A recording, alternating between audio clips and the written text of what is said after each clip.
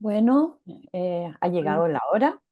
Muy buenos días a todos. Bienvenidos a nuestro primer día del aprendizaje sobre GIST en español que hemos organizado en honor al Día de la Concientización de los GIST, que se celebra el 13 de julio, que es una fecha en la que expertos de GIST, pacientes y sus cuidadores y acompañantes se reúnen para informar y también para educar al público sobre esta enfermedad y también para abogar sobre la búsqueda de una cura para ella.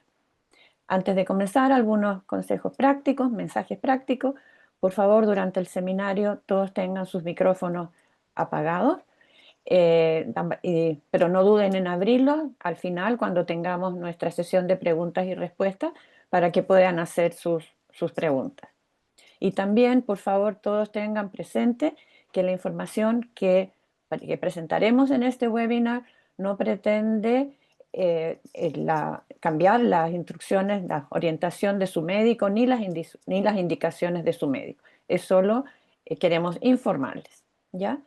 Mi nombre es Piga Fernández, soy coordinadora de las relaciones globales de The LifeRef Group y hoy día para iniciar este webinar me acompaña Denise Evans y Rodrigo Sala, quienes dirigirán a ustedes unas palabras. Denise, la dejo con el micrófono.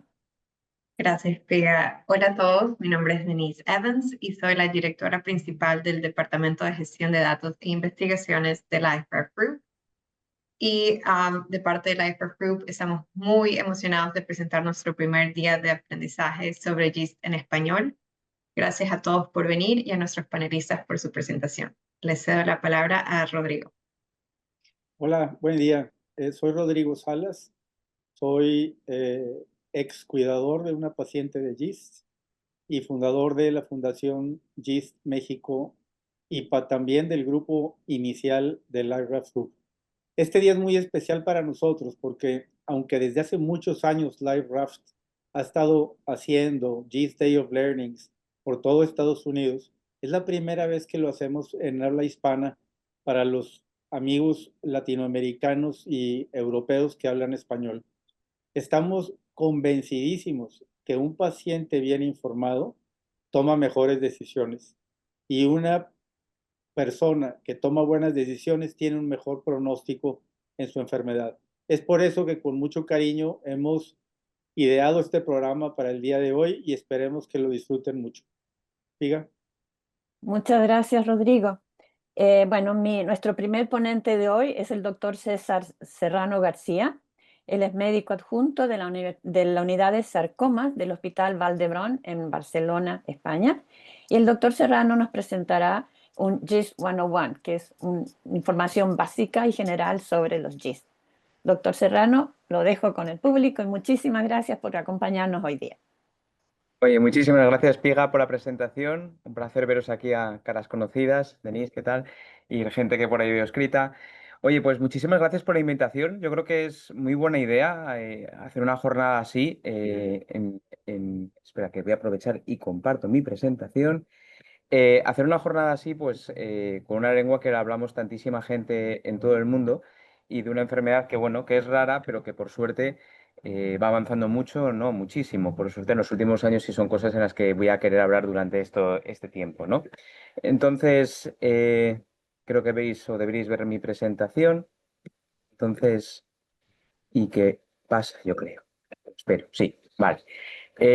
Bueno, pues comienzo entonces un poco. Esto van a ser, los tópicos están en inglés porque ya estamos demasiado habituados a hablar en inglés en todos los sitios, pero lógicamente la charla es en español, ¿no? Entonces, son tres temas a los que quiero tocar de manera somera y que se entiendan bastante bien para que quede y resaltar, pues yo creo que tres aspectos que son básicos. Por un lado, como bien acabáis de decir, es muy importante que los pacientes tengáis mucha información pues para, bueno, empoderar, que es algo, un verbo que cada vez utilizamos más, y también para entender qué es lo que tiene uno y a qué puede aspirar cuando habla pues, con los médicos que lo llevan en su caso, ¿no? Entonces, bueno, quería hablar un poco, poner un poco en contexto cuáles son las partes de la biología de los GIST que son fundamentales y que deberíamos de conocer todos.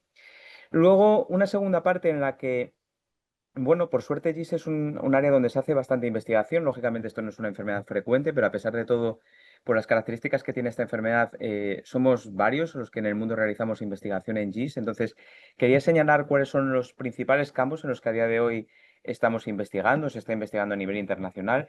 Y luego, por último, pues, bueno, hablar de investigación clínica en GIST, nuevos fármacos, nuevos conceptos que están viniendo y que ya están tocándonos la puerta. Entonces, empezamos por el primer concepto. Y siempre que quede claro que los GIST es un tipo de sarcoma y el sarcoma es un tipo de cáncer. Es como cuando uno ve un edificio y está todo en construcción por dentro. Bueno, pues los GIST vienen, los sarcomas vienen de esas células, de eso que sostiene todo nuestro cuerpo, que hace que se mantenga estable y que los órganos sean órganos y que la estructura sea una estructura. Los sarcomas son muy complejos y el GIST es un tipo de sarcoma más, uno de los 70 tipos, es el tipo más frecuente de todos los sarcomas. ¿Por qué es importante saber esto? Bueno, pues porque siempre es importante que una enfermedad rara la veamos especialistas en una enfermedad rara.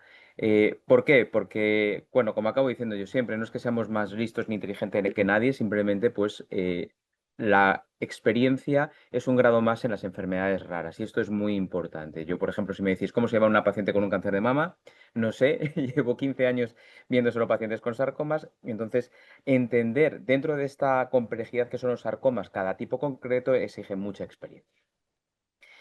Los GIS tienen una cosa muy particular. Fijaos, vienen de... esto sería un corte histológico, como lo ve un patólogo cuando diagnostica, en el que ven estas células que están aquí marroncitas. Eso marroncito es el color que se llama, que es KIT, tiñen para KIT. Esas células expresan mucho KIT, pero son células normales.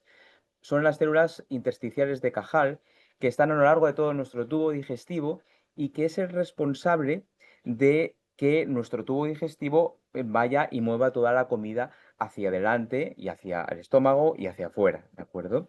Entonces, es muy interesante saber esto porque estas células, que son normales, ya necesitan mucho KIT. Es el principal marcador que tienen estas células, es KIT. Y esto nos va a dar una visión de lo que son los GIST, en los cuales KIT va a ser importante durante toda la historia natural de la enfermedad de los pacientes. Por varios estudios, bastantes, sabemos que hasta una tercera parte de todos los pacientes, de todas las personas, no pacientes, de todas las personas del mundo, podemos llegar a tener microgist, que es este tumor pequeñito que veis aquí a la izquierda de menos de 1 centímetro. Y este tumor pequeñito, que como ya sabéis, una tercera parte de los pacientes, de las personas lo pueden tener. Y el GIS es una enfermedad rara, quiere decir que la gran mayoría no dan el salto a una enfermedad rara. Pero ya en estos estadios ya iniciales, ya tienen mutaciones en KIT. Esto sería KIT, esto sería el exón 11 de KIT, los genes están repartidos en distintos paquetitos y cada paquetito lo llamamos el exón y el exón más frecuente que se muta en los GIST es el exón 11 de KIT, ¿vale? Pues ya veis que por frecuencia, estos son barras de frecuencias, estos micro-GIST tienen las mismas frecuencias, casi las mismas frecuencias que un GIST normal, como el que ha operado pues la doctora Castro de nuestro hospital. Entonces, KIT, nuevamente, este mensaje es muy importante. Es importante ya en las células de origen de los GIST, en los micro-GIST, que son muy frecuentes pero que casi nunca evolucionarán a ser un GIST clínico, y en los GIST clínicos, ¿vale? Si tenemos en cuenta en una sola imagen todo lo que sería la evolución clínica y biológica de los GIST, pues tenemos lo que os acabo de decir. KIT acaba mutándose, o luego otros genes como PDGFR igual, ¿vale? Se acaba mutando y esto da lugar a los micro-GIST, pero por sí solo esto no da un GIST. Tiene que haber unas alteraciones concretas, como estas que pongo aquí abajo, que se pierden ciertos genes, que hacen que se caliente el motor, que vaya más rápido y que se acelere y que acabe siendo pues, un GIST localizado o un GIST que da metástasis. Nosotros tratamos a los pacientes siempre con imatinib en primera línea y luego otros fármacos parecidos a imatinib, que ocurre que a lo largo plazo, bueno, pues se generan mutaciones secundarias nuevamente en KIT. Es decir, damos imatinib para combatir a KIT y cuando el tumor se las ingenia para crecer en pacientes con enfermedad metastásica, bueno, pues sigue siendo a costa de KIT. Es decir, KIT, KIT y KIT tienen una adicción muy grande estos tumores a KIT. Lo he dicho justo ahora, pero bueno, lo vuelvo a recargar. GIST, y yo creo que este concepto también es importante, los GIST son una enfermedad molecular, en donde hay subgrupos moleculares que es muy importante determinarlos porque va a determinar el manejo clínico de los pacientes. Por lo tanto, no es lo mismo, no es exactamente lo mismo, manejar a un paciente que tiene una mutación en KIT, a un paciente que tiene una mutación en PDGFRA o a pacientes que tienen los llamados KIT o PDGFRA wild type, que son otros varios tipos, ¿no? Gentes que tienen alteraciones en NF1, en BRAF, en SDH o estas translocaciones nuevas que a día de hoy que se llaman que están en NTRK. Entonces, es muy importante, por eso lo señalamos en todas las guías clínicas, conocer el estadio mutacional de los GIST. Y sobre todo imprescindible, cuando hay que tener una intervención clínica por parte del oncólogo, si nosotros tenemos que dar un fármaco. Eso sí que es imprescindible saber el estado mutacional. ¿Por qué? Porque es un tipo de tumor en el que se caracteriza por las mutaciones de inicio. ¿Y cómo se trata a los pacientes con GIST a día de hoy? Bueno, por un lado, enfermedad localizada y enfermedad metastásica. Enfermedad localizada, si hay criterios de alto riesgo de recaída, se da imatinib a día de hoy 3 años de manera adyuvante, ese es el estándar, luego podemos discutir y hablarlo mucho más. Si la enfermedad es metastásica, los tratamientos a día de hoy que están aprobados en parte de los países occidentales y probablemente en pocos de los países no occidentales, pues son estos que veis aquí. Para todo tipo de GIST, imatinib, sunitinib y regorafenib, que fueron los clásicos hasta que se aprobaron en 2020 ripretinib. Y luego para esta mutación en concreta, la D842V en PDGFRA, se da este fármaco que es el avapritinib. Fijaos lo importante que es el perfil molecular, porque esta mutación concreta, los fármacos habituales o no tienen efecto o tienen muy poco efecto, mientras que avapritinib es muy útil. Entonces es un fármaco que a día de hoy, si tenemos el genotipo de ese paciente, el de las alteraciones y aparece esa, es un fármaco que a día de hoy se puede dar perfectamente en primera línea si está aprobado en los países. ¿Qué hacemos en los laboratorios o qué hacemos los investigadores o en qué trabajamos? Bueno, muchos de nosotros acabamos siendo clínicos que tenemos un laboratorio de investigación, entonces intentamos trasladar al laboratorio las preguntas que nos surgen en los pacientes.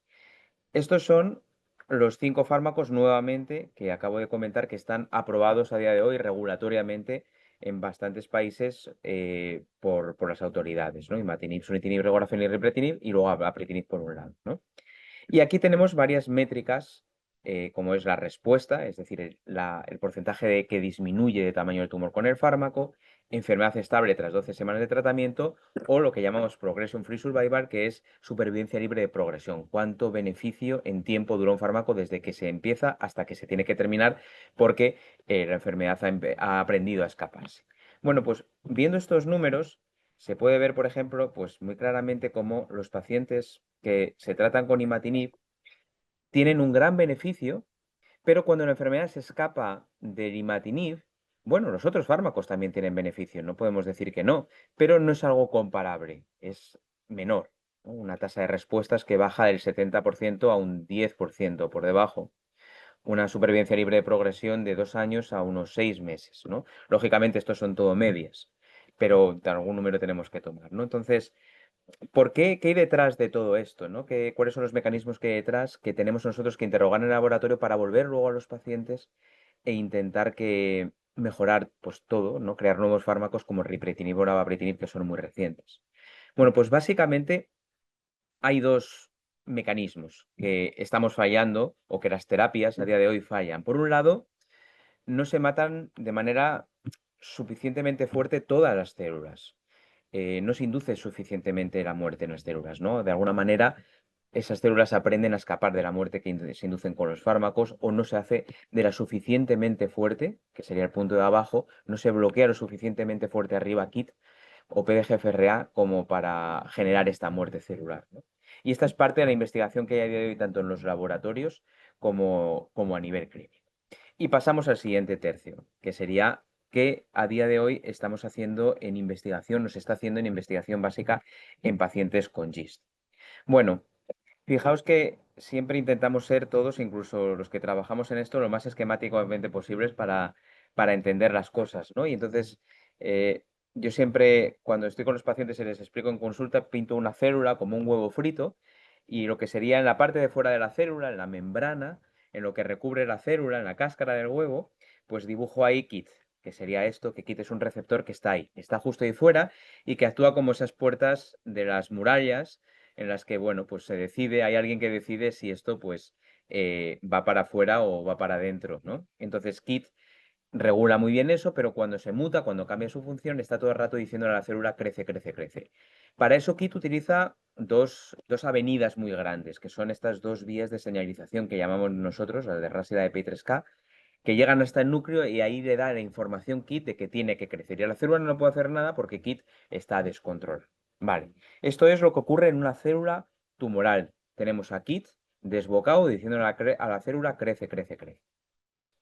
¿Qué ocurre? Cuando nosotros arriba bloqueamos KIT, perfecto, todas estas vías, habéis visto el cambio, todo esto cambia, disminuye, se atenúa y las células o mueren, muchas mueren, pero hay una parte de ellas que se quedan así quietas, que es lo que nosotros decimos que tienen una quiescencia, se quedan quietas. Y cuando las células se quedan quietas, es muy difícil matarlas, se quedan ahí dormidas, en algunos sitios que la llaman células dormidas, aunque no es exactamente lo mismo. Y esto es lo que decimos que hay una adaptación terapéutica inicial. Hay un primer choque muy fuerte, matamos a muchas células, pero hay unas cuantas que se quedan ahí agarradas y que no se mueven. Durante el tiempo esas células se van a quedar ahí agarradas, va a haber otras moléculas que están por la célula que van a permitir que luego ciertos mecanismos, ciertas de estas avenidas que se han cortado vuelvan a reactivarse un poquito. Y se reactivarán un poquito más. Y la célula estará un poco más feliz.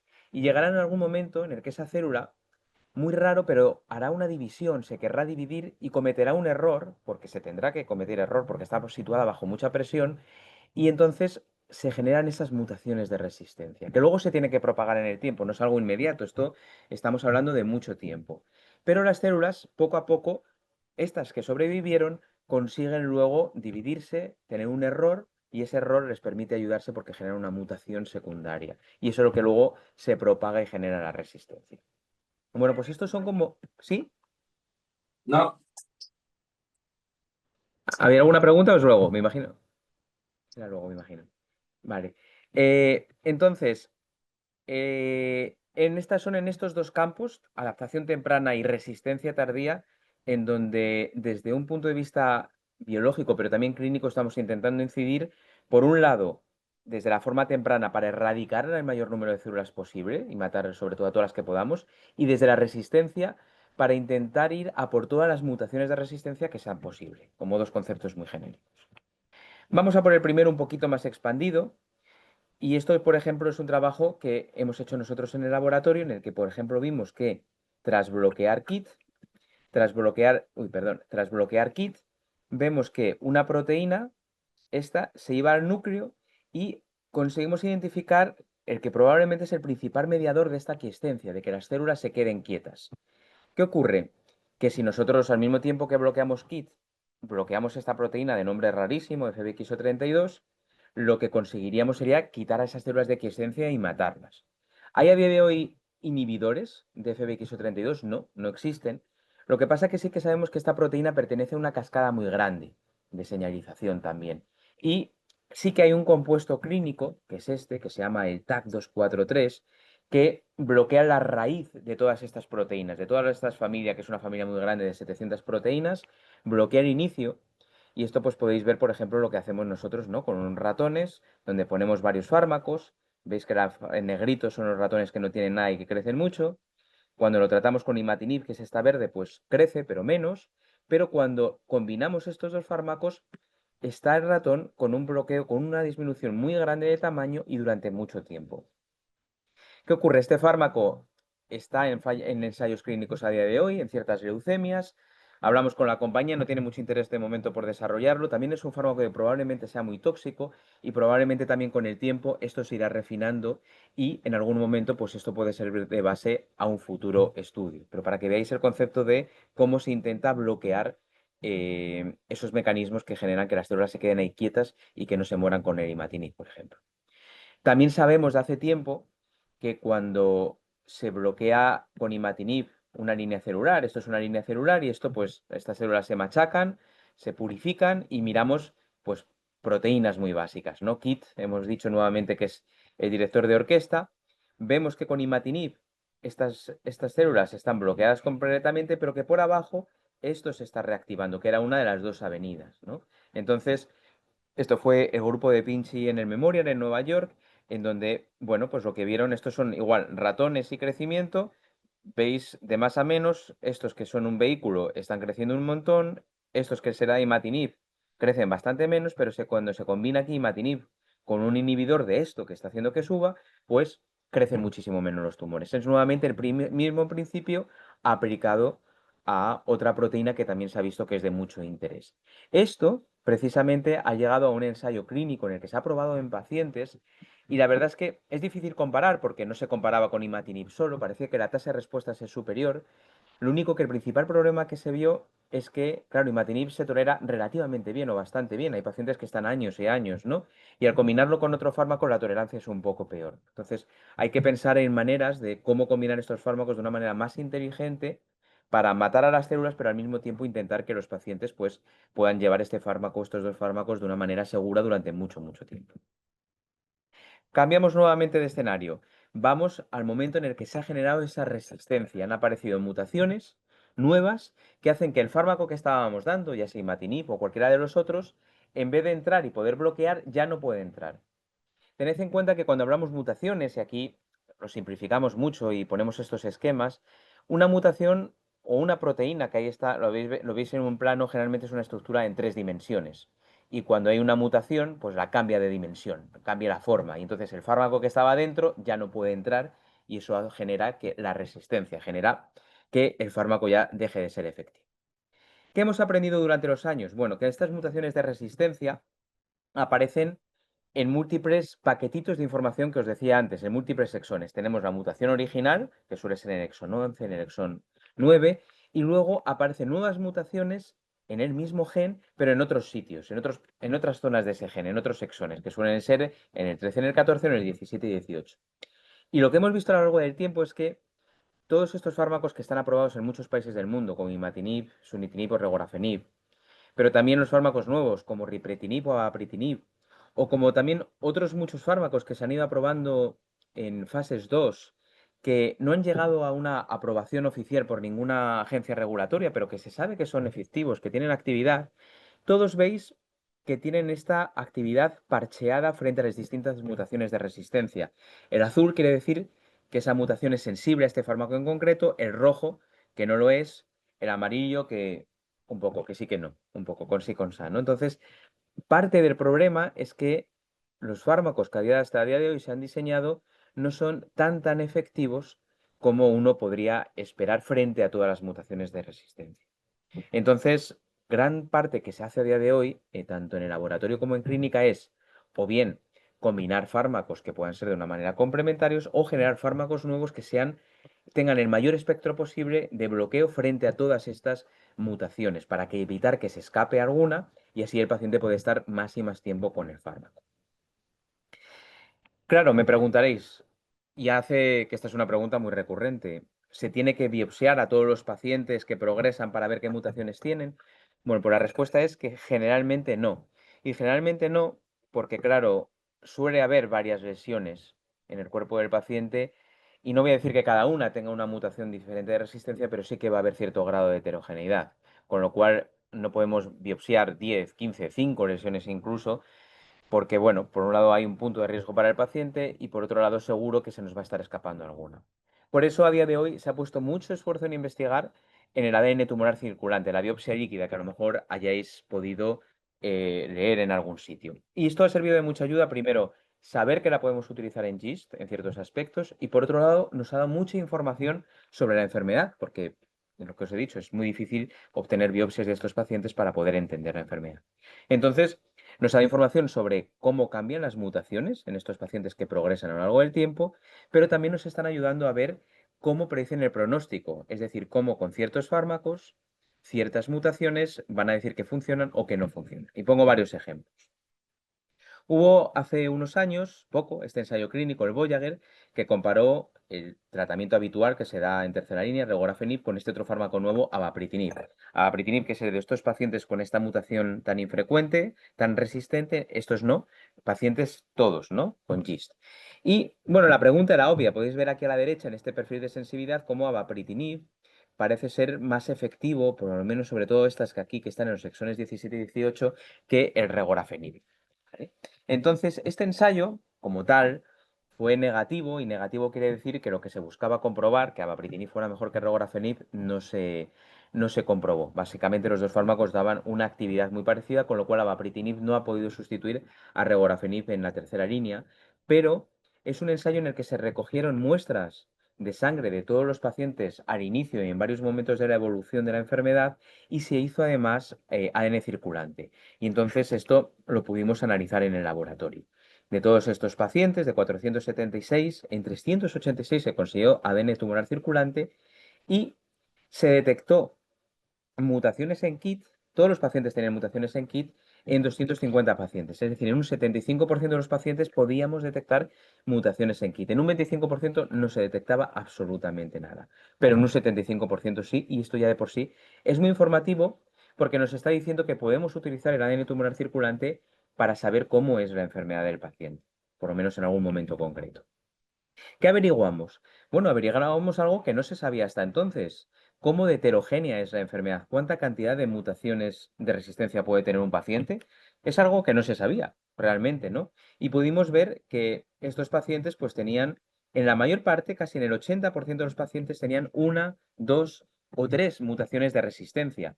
No son tantas, hay que decir, no son tantas. Aunque sí que hay una cola de unos 20 pacientes que podían tener muchas mutaciones de resistencia, fijaos, hasta 14, ¿no? Pero bueno, por primera vez pudimos ver un poco cómo es la heterogeneidad en los pacientes de GIST y cómo es. ¿Qué vimos también? Bueno, este es un perfil de todas las mutaciones que encontramos en ADN circulante y, por ejemplo, os he dicho como los típicos sitios de resistencia son el 13 y el 14, 17 y 18, pero, por ejemplo, pudimos encontrar mutaciones de resistencia en bastantes sitios nuevos. Son casi una cuarta parte de todas las mutaciones de resistencia que encontramos no están descritas. ¿Por qué no están descritas? Bueno, porque nunca se había observado a los pacientes y ahora tenemos una ventana enorme para entender más esta enfermedad y para poder comprender que es más compleja de lo que pensábamos. Y por último, y por poner dos ejemplos, por ejemplo, podemos ver que cuando las mutaciones en el exón 13 y 14 estaban presentes, este fármaco, por ejemplo, el avapritinib, funciona muy mal, mientras que si están ausentes, funciona muy bien. Es decir, podemos utilizar el ADN circulante para predecir que, por ejemplo, si este fármaco se hubiera probado y un paciente tiene en la sangre estas mutaciones, saber que este fármaco iba a decir muy poco. Y aquí os doy un ejemplo por el estilo. En otro estudio paralelo, que es muy importante resaltar, en el que también participamos, esto fue un consenso, los dos han sido consensos internacionales de expertos. Bueno, este lo lideró Mike Henrich de Oregón. Bueno, también en un ensayo en el que se comparaba ripretinib con sunitinib y pasó lo mismo, no hubo grandes diferencias, también quisimos comprobar por qué no hay diferencias. Y lo que pudimos ver es que realmente ripretinib en pacientes que tienen mutación en exón 11 y que también tienen en el 17 y en el 18, funciona muy bien el ripretinib y sunitinib no funciona nada bien. Y claro, la siguiente pregunta es, ¿por qué dar ripretinib? O mejor dicho, ¿por qué dar sunitinib a estos pacientes y no ripretinib? Bueno, pues esto ha desembocado en un ensayo clínico que actualmente está abierto en múltiples países de todo el mundo, en donde los pacientes que tras la progresión, la primera línea de tratamiento con imatinib, que tiene una mutación en el exón 11 de KIT, se mira en el ADN circulante, en la biopsia líquida, si tienen estas mutaciones, la del 11 más en el 17 y 18.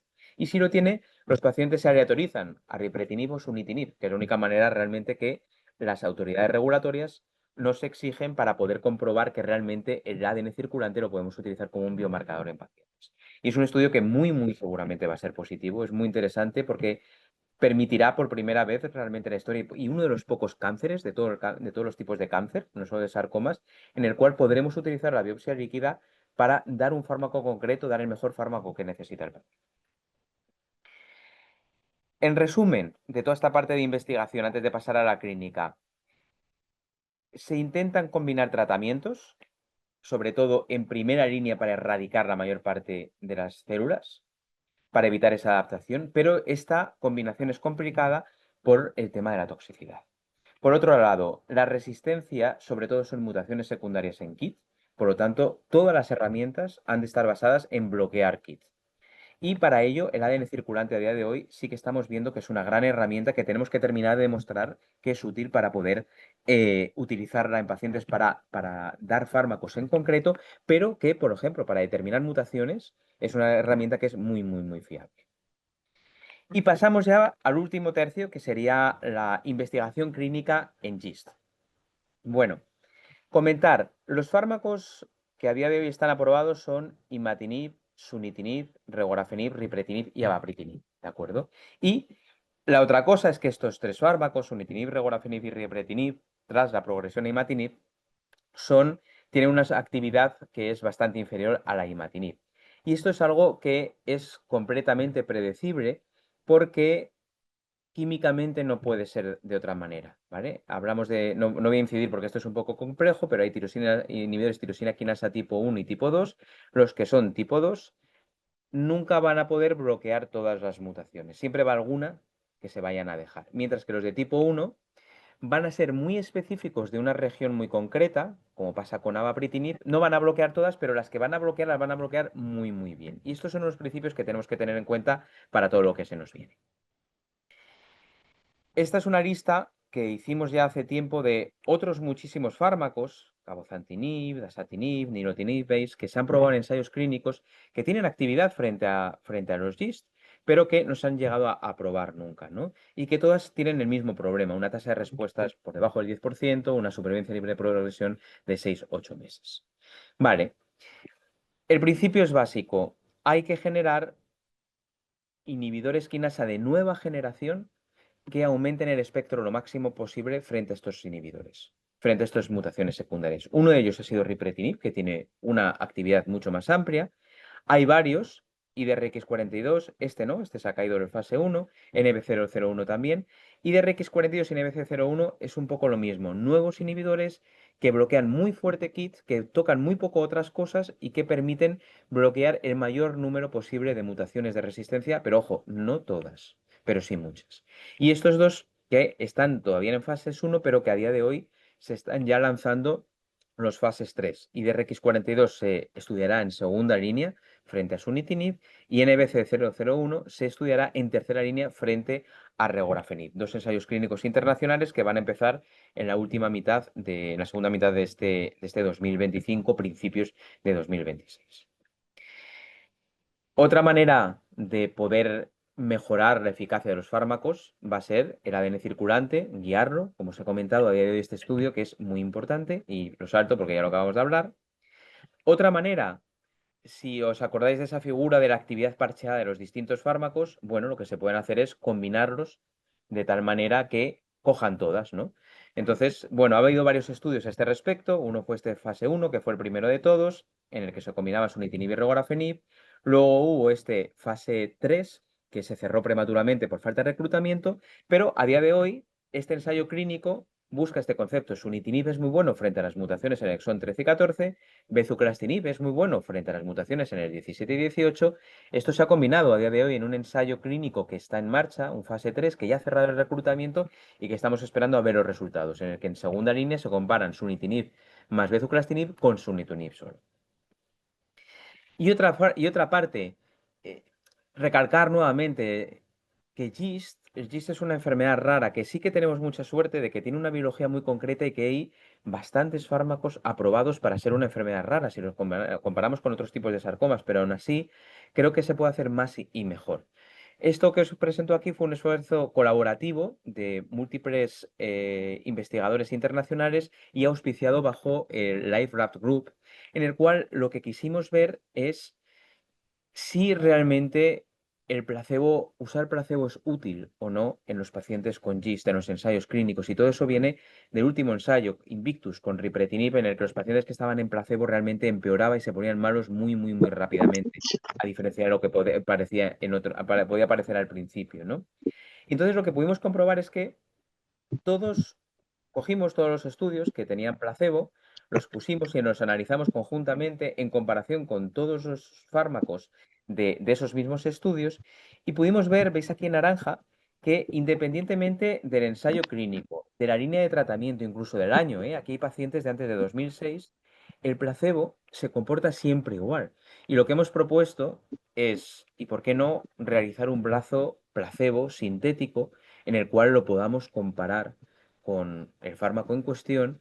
Y de esta manera, por un lado, no sometemos a los pacientes con GIST a placebos y por otro lado, hacemos más fácil el desarrollo clínico de fármacos en GIST. Es algo que todavía estamos en ello y que ya os comento que no es fácil obtener todos estos datos. Y por último, ¿qué pasa con los GIST, KIT, PDGFRA, wild type. Son muchos los tipos, ¿vale? Que en muchas ocasiones se pueden intentar tratar de la misma manera, imatinib, sunitinib y regorafenib, pero que puede que haya fármacos que son diferentes. Por ejemplo, los GIST deficientes en SDH, a día de hoy, pues hay un ensayo clínico con un inhibidor de esta proteína, de HIF-2alpha. Es un fármaco un tipo de tumor que depende mucho de toda la familia HIF. Y bueno, pues está viendo a ver cómo funciona. En Estados Unidos hubo este ensayo clínico con un fibroblasco factor receptor porque se vio que esta proteína es muy importante en los GIST deficientes en SDH y parece que tiene bastante actividad. Es bastante interesante. Otro tipo de GIST deficiente en SDH son los que tienen fusiones en NTRK. A día de hoy hay NTRK fusions, inhibidores de estas fusiones, con lo cual es muy importante que cuando un GIST aparece como GIST wild type, que no tiene mutaciones en KIT y en PDGFRA, mirarlo de una manera molecular más compleja para ver si tiene otra alteración, si tiene estas fusiones. Si tiene mutación en BRAF, hay inhibidores de BRAF. Si tiene alteraciones en NF1, todavía es controvertido si los inhibidores de MEK son activos o no, pero es algo determinante porque en estos pacientes imatinib no tiene. Un grupo complejo en el que cada vez vamos entendiendo un poquito más la biología y en el que veis nuevamente, ya sé que me repito más que el ajo, pero es que es muy importante tener el estudio molecular en un GIST para saber qué tipo de GIST tiene cada paciente.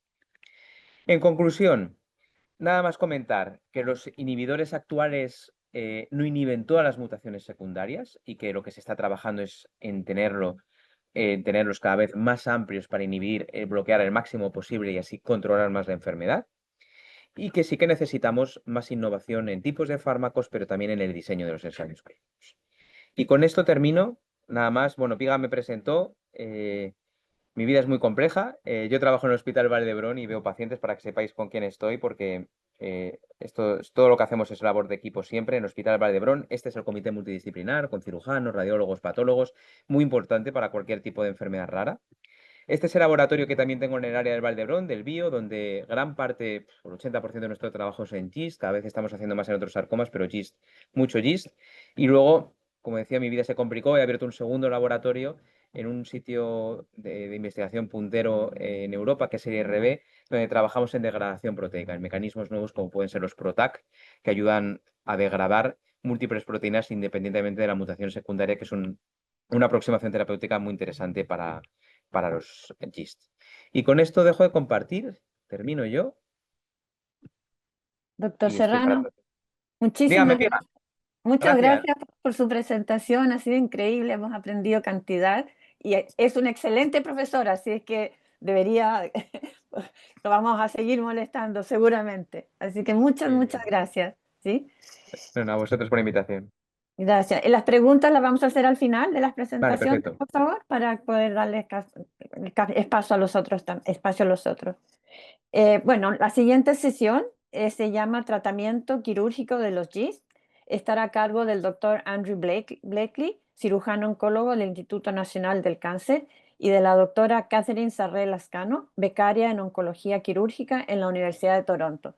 Doctor Blakely puede empezar su presentación. Muchísimas gracias. Perfecto, muchas gracias. Muy buenos días a todos y muchísimas gracias por la invitación para presentar. A ver.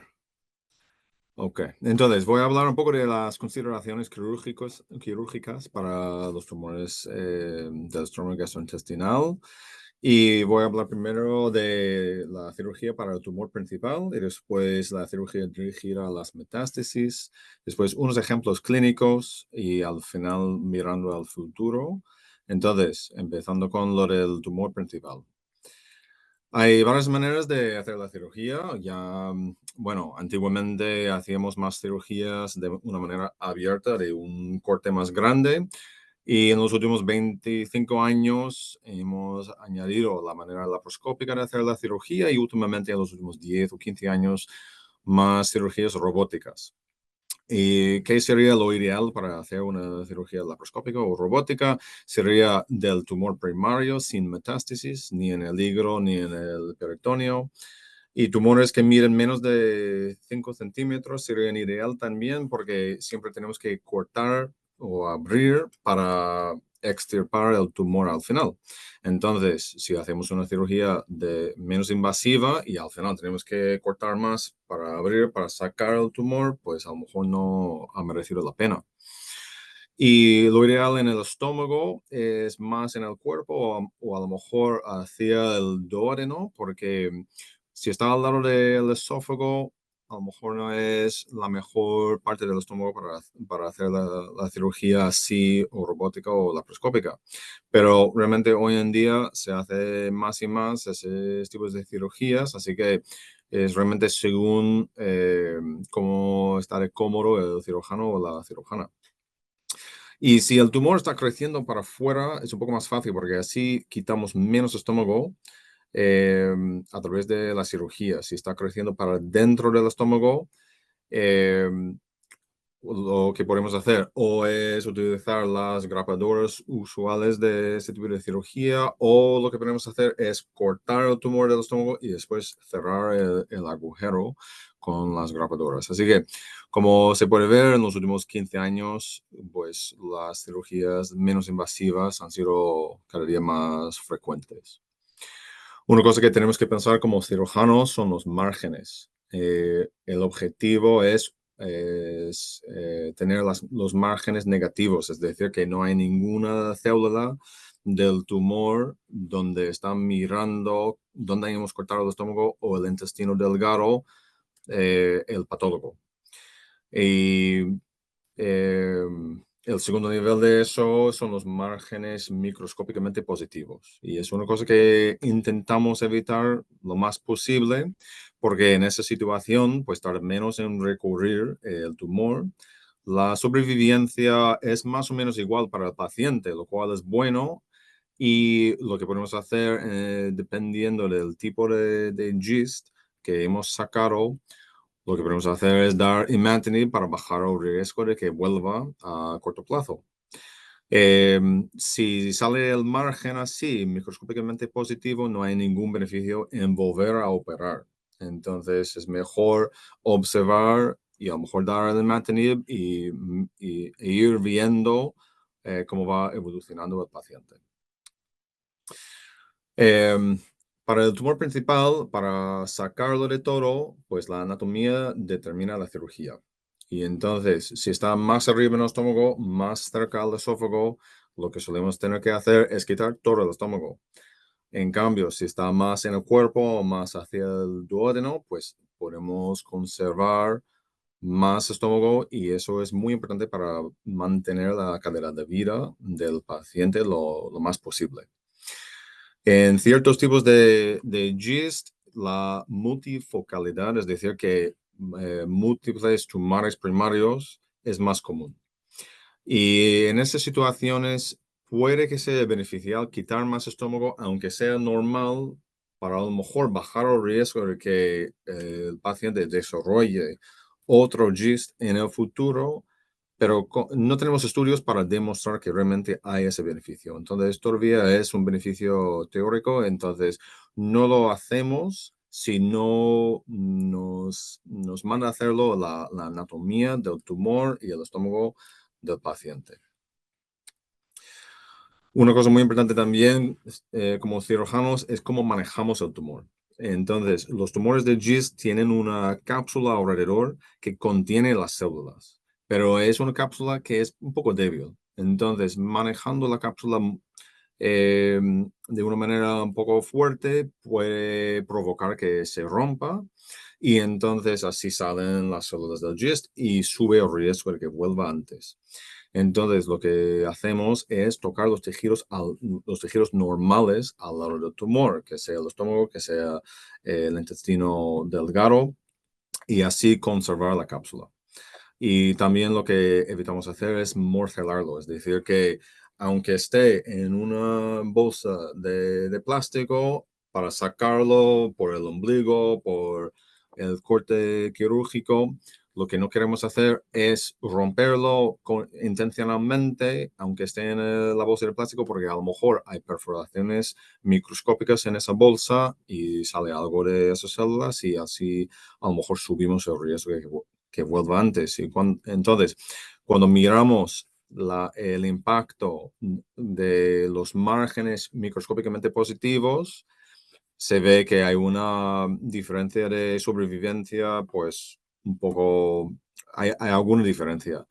Pero en cuando miramos, cuando se haya roto la cápsula del tumor, pues baja bastante más la sobrevivencia, es decir, que el tiempo que pasa el paciente sin que vuelva el tumor, no es la sobrevivencia en total, de todas maneras. También mucha gente pregunta sobre los ganglios linfáticos y hay muchos alrededor del estómago, hay muchos que también están alrededor del intestino delgado y usualmente no suelen ser involucrados. Y es muy raro cuando es un GIST dirigido por mutaciones de KIT o de PRGFRA. Es más frecuente cuando es un GIST que no sea de ese tipo. Puede pasar, pero no suele ocurrir tampoco fuera del abdomen. Es decir, que son los ganglios linfáticos que drenan esa parte o del estómago o del intestino delgado.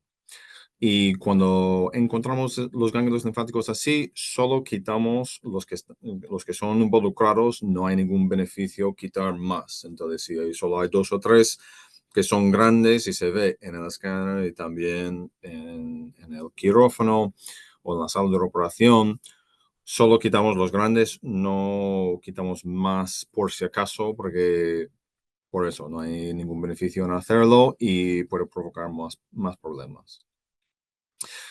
Después de sacar el tumor, el patólogo lo mira y una cosa que va a mirar es el índice mitótico. Y eso es como medimos o miramos el grado del tumor, que es como la biología del tumor, la agresividad. Y las unidades del índice mitótico es o de cada 50 campos de alta potencia o de cada 5 milímetros cuadrados. Y aquí en amarillo y en negro son como aparecen las figuras mitóticas con al patólogo al mirarlo. Y el riesgo de que recurra el tumor principal es según, pues hay 5 cosas. Entonces, siempre hablamos de 3 cosas que no podemos controlar. Es el tamaño del tumor, dónde es el origen o el estómago o el intestino delgado u otro sitio, y el índice mitótico. Y hay las 2 cosas que podemos controlar como cirujanos. Uno es lo de los márgenes y el otro es que si se rompe o no se rompe la cápsula del tumor. Y mirando el riesgo de que vuelva el tumor principal es basado más en la anatomía, el índice mitótico y el tamaño. Y se puede ver aquí que el índice mitótico es muy importante, que ese es un factor que suele subir el riesgo de que vuelva más que los otros. Entonces, es algo que también es un poco difícil saber definitivamente solo a través de una biopsia endoscópica o después de tratamiento antes de la cirugía con imatinib, porque puede ser más difícil saber exactamente cuál era el índice mitótico original, pero igualmente los patólogos incluyen esa información en el informe patológico para los pacientes y los médicos.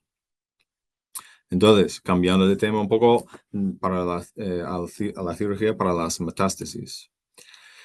Pues en una evaluación quirúrgica, lo que queremos ver son los señales y los síntomas del paciente. Entonces, los síntomas suelen provocar la cirugía más porque hay más beneficio para aliviar la obstrucción o dolor que es provocado por el tumor, o porque, por ejemplo, si un tumor está creciendo para dentro del estómago, puede provocar sangradura, entonces la gente puede tener anemia sin síntomas por ese motivo también.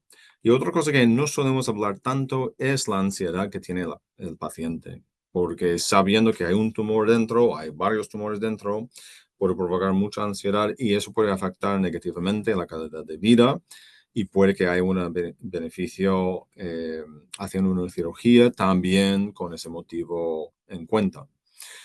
Los órganos involucrados, lo más usual sería el hígado y el peritoneo, pero también pueden ser los ganglios linfáticos. Pero usualmente estamos mirando el hígado para ver si hay una manera de hacer una cirugía para quitar todos los metástasis que hay, o extirpando o quemando a través de ablación. Y también hay muchas terapias dirigidas al hígado. En el peritoneo, una cosa buena de los GIST en general es por esa cápsula suelen empujar en vez de invadir a los otros tejidos normales, y también las metástasis peritoneales suelen estar más en la barriga en vez de en el intestino delgado, el colon u otros órganos, suelen estar más en la capa peritoneal o de la musculatura o de la grasa del mesenterio que alimenta a los intestinos. Y allí es más fácil quirúrgicamente hacer las cirugías, aunque sean muy grandes, para quitar muchos tumores de una, porque como no están invadiendo los órganos, pues podemos quitar más tumores sin tener que quitar más órganos y así bajar la calidad de vida del paciente. Y también lo que queremos mirar antes de hacer una cirugía así es cómo ha funcionado el tratamiento sistémico. Y eso es una combinación de mirar los síntomas que ha tenido el paciente desde el principio y antes de la evaluación quirúrgica, y también según las imágenes. Y para metástasis del hígado, lo que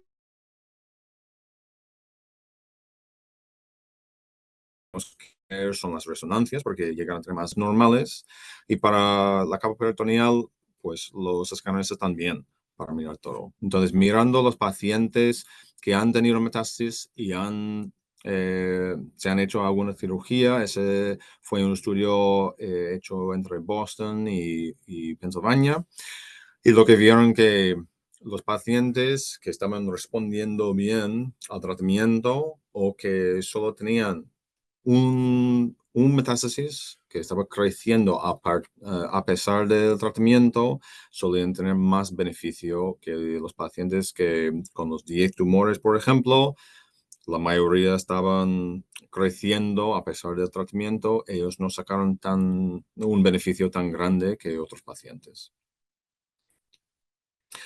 Y una cosa muy importante es que el cirujano o la cirujana es realmente la persona quien determina si la cirugía sería posible. Y por eso es muy importante que cada persona tenga por lo menos 2 opiniones quirúrgicas antes de pensar que no son candidatos para la cirugía.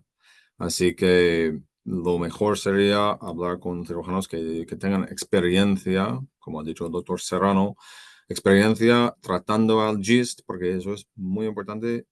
También porque si es una persona que tenga esa experiencia, sabe más de los subtipos de GIST y los tratamientos disponibles y qué ha hecho el paciente hasta ese punto para saber el beneficio posible que tenga esa cirugía. Y los objetivos son eso, de aliviar los síntomas. También utilizamos muchas veces la frase de resetear el tiempo. Si hacemos una buena limpieza de quitar varias metástasis, a lo mejor ayudamos al paciente también para que llegue a otro tratamiento, y puede ser un beneficio de ese tipo de cirugía citoreductora.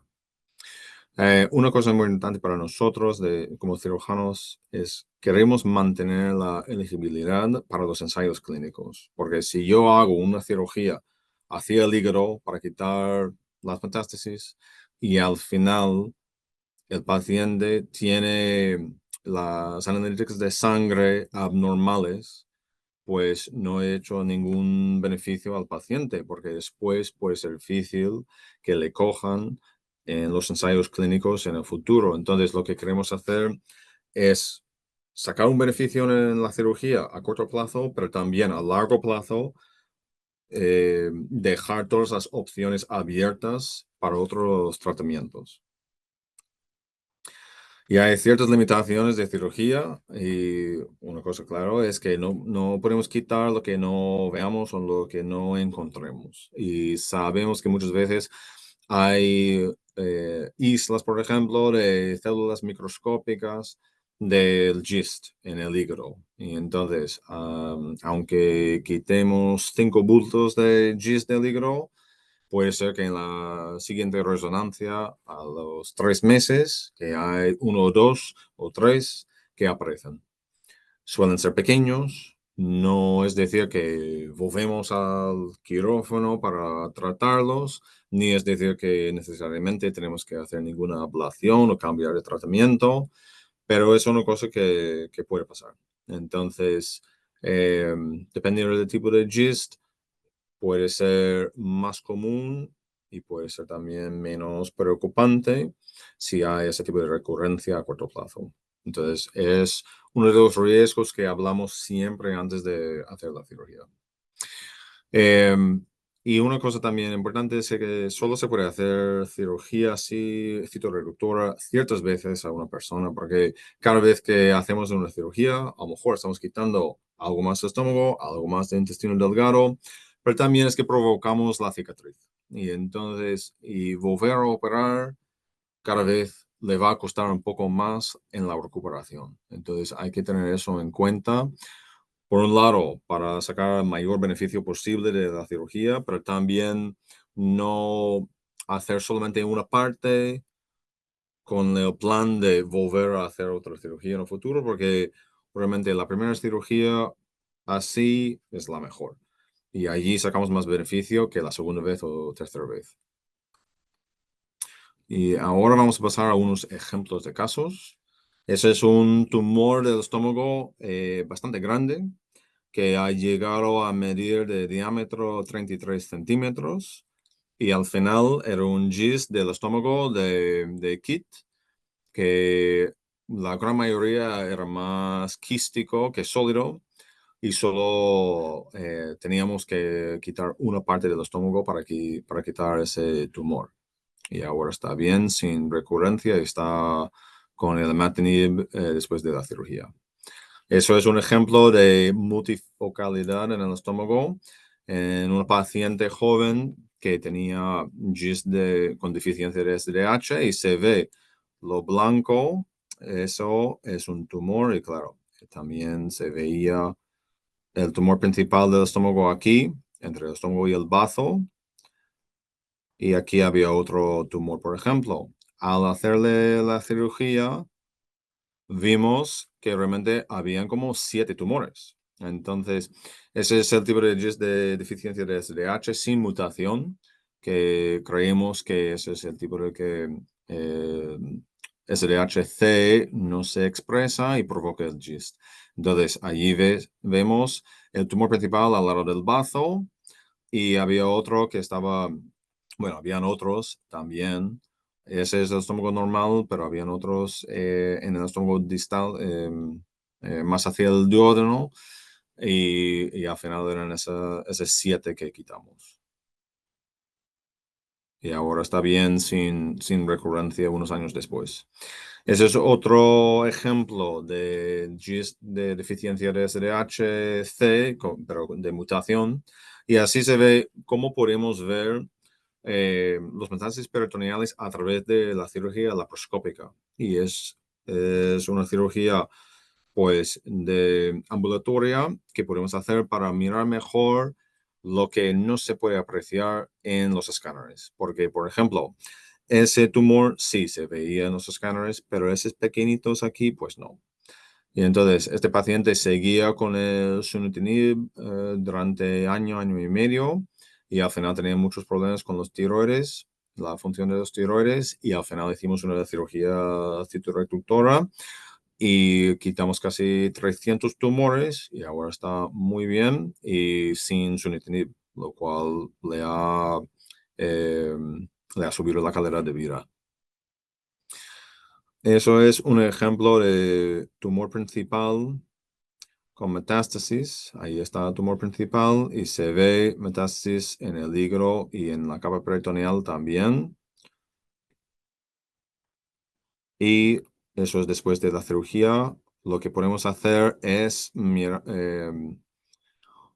apuntar las resonancias para ver qué hicimos con los metástasis que estaban en el hígado, entre ablación y extirpación.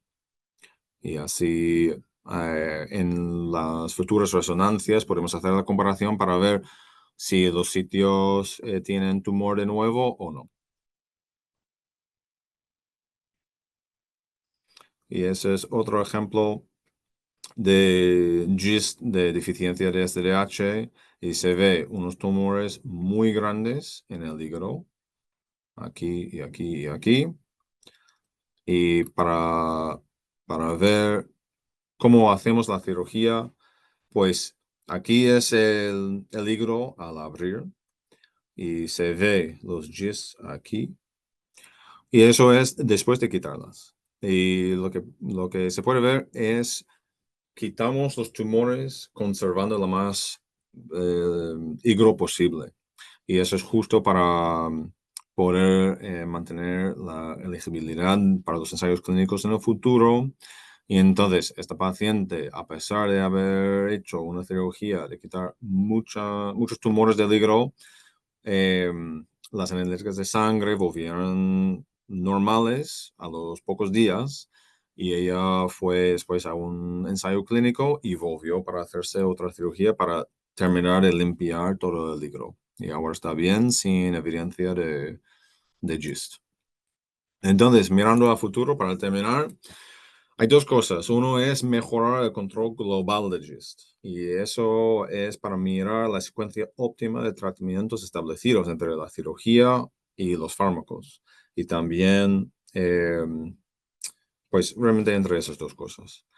Y como ha comentado el doctor Serrano, pues los ensayos clínicos corrientes y futuros son muy importantes porque hoy en día hay muchas más opciones que hace 20 años y cada día estamos mejorando el conocimiento y el tratamiento más individualizado para el paciente para que sea lo más eficaz posible.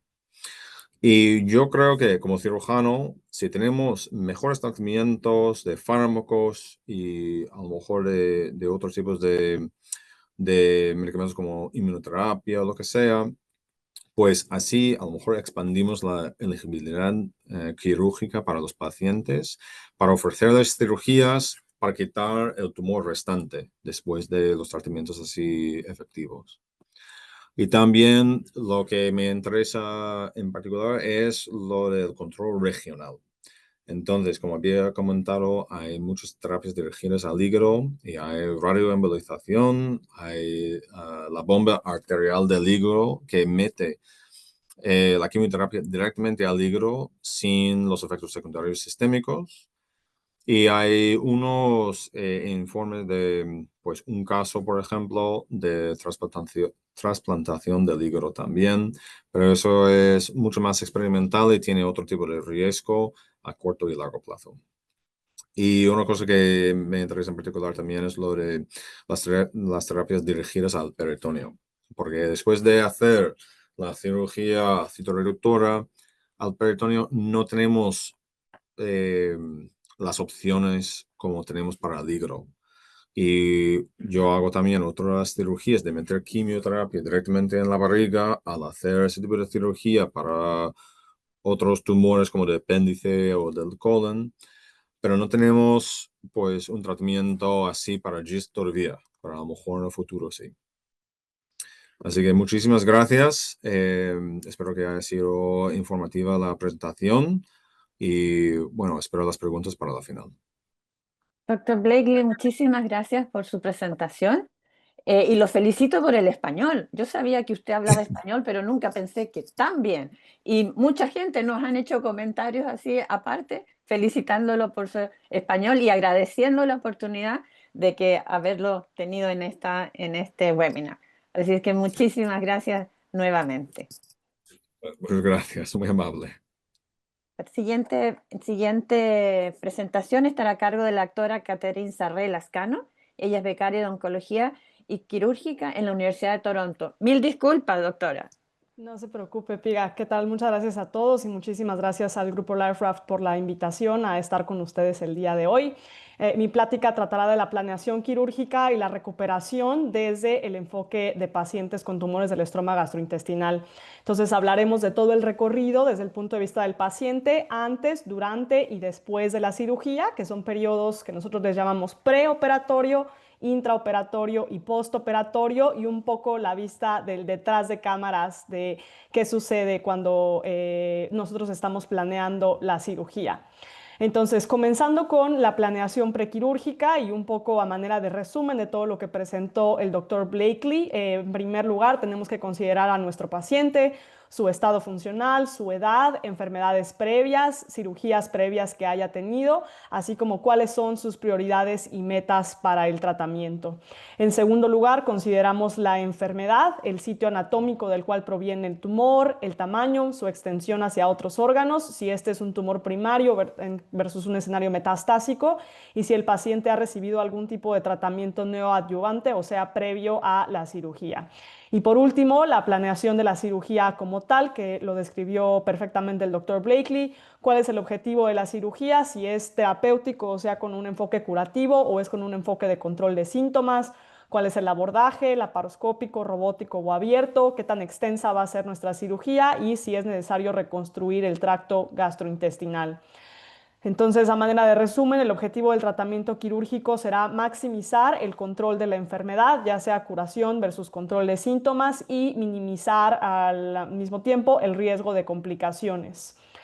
¿Por qué es tan importante el cuidado multidisciplinario del paciente? Porque esto nos permite tener el enfoque desde todas las especialidades, siempre teniendo al centro del cuidado el paciente para tener los mejores desenlaces. Esto se realiza de mejor manera por un equipo de especialistas en un centro de alto volumen, con los beneficios que ya hablamos de la experiencia añadida de un grupo multidisciplinario. Como parte de este grupo es muy importante incluir a los médicos de cabecera o a los médicos de primer contacto, ya que ayudan de manera importante a la referencia temprana del paciente, al cuidado integral con el resto de sus enfermedades y condiciones, y también para su seguimiento a largo plazo. También miembros muy importantes de este equipo es el equipo de patología, para poder tener un diagnóstico certero, la inmunohistoquímica y el análisis mutacional tan importante que mencionó el doctor César Serrano. Nuestros colegas de radiología, para poder tener un bajo umbral de sospecha cuando se diagnostican inicialmente estos tumores, poder evaluar de manera certera qué tan extensa es la enfermedad. También son muy importantes al momento de realizar la biopsia percutánea y el seguimiento radiológico durante y después del tratamiento. Nosotros, por parte de oncología quirúrgica, para poder planear la cirugía con base en la localización del tumor y en su extensión, y también el seguimiento después de la cirugía. Nuestros colegas de oncología médica, para poder evaluar cuál es el riesgo de recurrencia de este tumor, o en caso de haber enfermedad residual, si es necesario un tratamiento médico antes o después de la cirugía, y poder manejar casos de pacientes con enfermedad avanzada o metastásica. Y aquí también pueden jugar un papel importante nuestros colegas de radiooncología. El equipo de enfermería es crucial para poder ayudar con la educación y navegación de los pacientes a lo largo del viaje de esta enfermedad, y poder coordinar a todo el equipo médico. Y por último, la consejería genética en caso de haber síndromes de cáncer familiar o hereditario, para poder llevar el control de vigilancia y tamizaje de cánceres asociados. ¿Cuál es el rol del paciente en todo este proceso médico? El paciente y su familia siempre están al centro del cuidado, representados aquí en este circulito rojo, rodeados del equipo de profesionales de la salud, contenidos también en el sistema de salud, y también muy importante el contexto sociocultural del paciente. Es muy importante establecer principios de confianza y respeto mutuo entre el paciente y el médico, y con todo el equipo médico, tener una buena comunicación y colaboración efectiva, y poder establecer metas comunes, saber cuáles son las prioridades para el paciente y poder alinear las opciones de tratamiento con ellas. Cada paciente recibe cuidado individualizado. Como lo hemos visto, son muchas las variables que forman parte de la toma de decisiones de un paciente, y se tienen que tomar en cuenta todas y cada una de ellas para poder dar la mejor recomendación. Todas las decisiones que se tomen con respecto al tratamiento del paciente deben ser compartidas entre el equipo médico y el paciente para asegurarse que el paciente esté adecuadamente informado y que esté de acuerdo en todas las recomendaciones de tratamiento que se hacen y que estas discusiones se lleven a cabo en un lenguaje comprensible para los pacientes para que estén lo más empoderados y más informados posible. Considerar la edad del paciente, su grupo étnico, su género, su estado socioeconómico, alguna discapacidad u otras enfermedades que existan para poder dar el mejor cuidado posible y tener los mejores desenlaces en cuanto a calidad de vida, satisfacción con el tratamiento. Y es muy importante aquellos síntomas que no vemos, pero que son igual de importantes, como el dolor, la depresión, ansiedad y otros desenlaces reportados por el paciente. En resumen, el paciente es la piedra angular del plan de tratamiento y debe estar involucrado activamente en cada fase y toma de decisiones, asegurando que las metas de tratamiento sean claras y definir qué es lo que el paciente puede o debe esperar en cuanto a la cirugía, su recuperación, sus complicaciones, el pronóstico y desenlaces a largo plazo. Para prepararnos para la cirugía, el paciente claramente es un partícipe activo de este proceso que nosotros le llamamos prehabilitación. ¿En qué consiste este proceso? Sabemos que la cirugía es una fuente importante de estrés metabólico. La incisión y la resección de los tumores causan cambios importantes en la secreción de hormonas del sistema nervioso central. Esto afecta el metabolismo y el consumo de energía y proteínas que almacenamos en los músculos y en el hígado y altera en general todo el balance metabólico del cuerpo. El objetivo de la prehabilitación es poder aumentar la capacidad aeróbica del paciente para que pueda resistir mejor la cirugía y recuperarse más rápidamente después. Entonces, en esta gráfica, esta línea representa la capacidad aeróbica en reposo de alguien que no está haciendo nada, digamos, viendo la tele. Más abajito tenemos el requerimiento mínimo que necesitamos de energía para poder simplemente existir. Si nosotros tenemos un paciente cuya capacidad aeróbica es muy limitada, este paciente tiene una reserva muy bajita para poder resistir el insulto quirúrgico y o cualquier complicación que pueda venir después. Aquí es donde entra la prehabilitación, cuyo objetivo es aumentar esta reserva funcional del paciente y permitirle recuperarse más prontamente de la cirugía. Al aumentar la capacidad aeróbica del paciente, aumentamos también nuestro margen de seguridad y disminuimos el riesgo de complicaciones. ¿Cómo hacemos esto? Un componente muy importante de la prehabilitación es el ejercicio cardiopulmonar y esto no necesita maquinaria sofisticada ni procesos complicados. Puede ser simplemente un programa de actividad física que el paciente puede hacer en su casa sin necesidad de equipo sofisticado. Y actualmente tenemos muchas herramientas como videollamadas o clases en línea para poder guiar a los pacientes a través de esta prehabilitación. Otro componente muy importante será mejorar la reserva energética y capacidad metabólica, lo cual será mencionado a fondo más adelante, pero la nutrición del paciente para evitar o corregir desnutrición o pérdida de peso asociada al cáncer también será muy importante. Detener el consumo de alcohol y tabaco es fundamental, ya que no solamente mejora nuestra capacidad pulmonar y cardíaca, sino también mejora la capacidad de cicatrización durante y después de la cirugía. Y por último, pero no menos importante, optimizar la salud mental, social y financiera de los pacientes, que son componentes muy importantes para poder llevar de la mejor manera posible todo el transcurso de vivir con GIST. La recuperación óptima después de la cirugía comienza inclusive antes de la cirugía. Hoy en día se han establecido pathways bien estudiados llamados ERAS, que por sus siglas en inglés, recuperación óptima después de la cirugía, y se divide en 3 fases principales: antes, durante y después de la cirugía. Antes de la cirugía es muy importante dar buena consejería a los pacientes para que sepan qué esperar, qué pueden hacer ellos para poder prepararse para la cirugía, ver si necesitan preparación intestinal o no y hacerlo de manera selectiva para evitar deshidratación y pérdida de peso antes de la cirugía. Una noche previa, dar a los pacientes una carga de carbohidratos para que tengan una buena reserva energética el día de la cirugía. Durante la cirugía utilizamos técnicas de anestesia que mejoran el control del dolor, pero minimizan los efectos adversos de los anestésicos, evitar una reanimación intravenosa excesiva, utilizar la incisión lo más pequeña posible que nos permita una buena exposición, como lo mencionó el doctor Blakely, minimizar el uso de drenajes quirúrgicos y mantener una buena temperatura corporal durante la cirugía que ayudará a mantener una buena homeostasis y coagulación del paciente. Y en los días después de la cirugía, intentar alimentar a los pacientes lo más temprano posible para mantener un buen estado nutricional y una buena función de nuestro tracto gastrointestinal, minimizar el uso de sondas o catéteres que puedan causar dolor o limitar la movilidad del paciente, que no en todos los casos es posible, pero cuando es posible, eliminarlos de manera temprana, prevenir la náusea o vómito, evitar analgésicos opioides por sus efectos adversos y fomentar la movilización temprana en los pacientes para que puedan recuperarse más rápido. Todo este camino a la recuperación, empezando desde el periodo prehospitalario, durante y después de la hospitalización, nos permite mejorar la reserva fisiológica y la función de los pacientes, minimizar el estrés quirúrgico a través de estas vías eras del paciente en su recuperación y nos permite mejorar los desenlaces postquirúrgicos y también a largo plazo.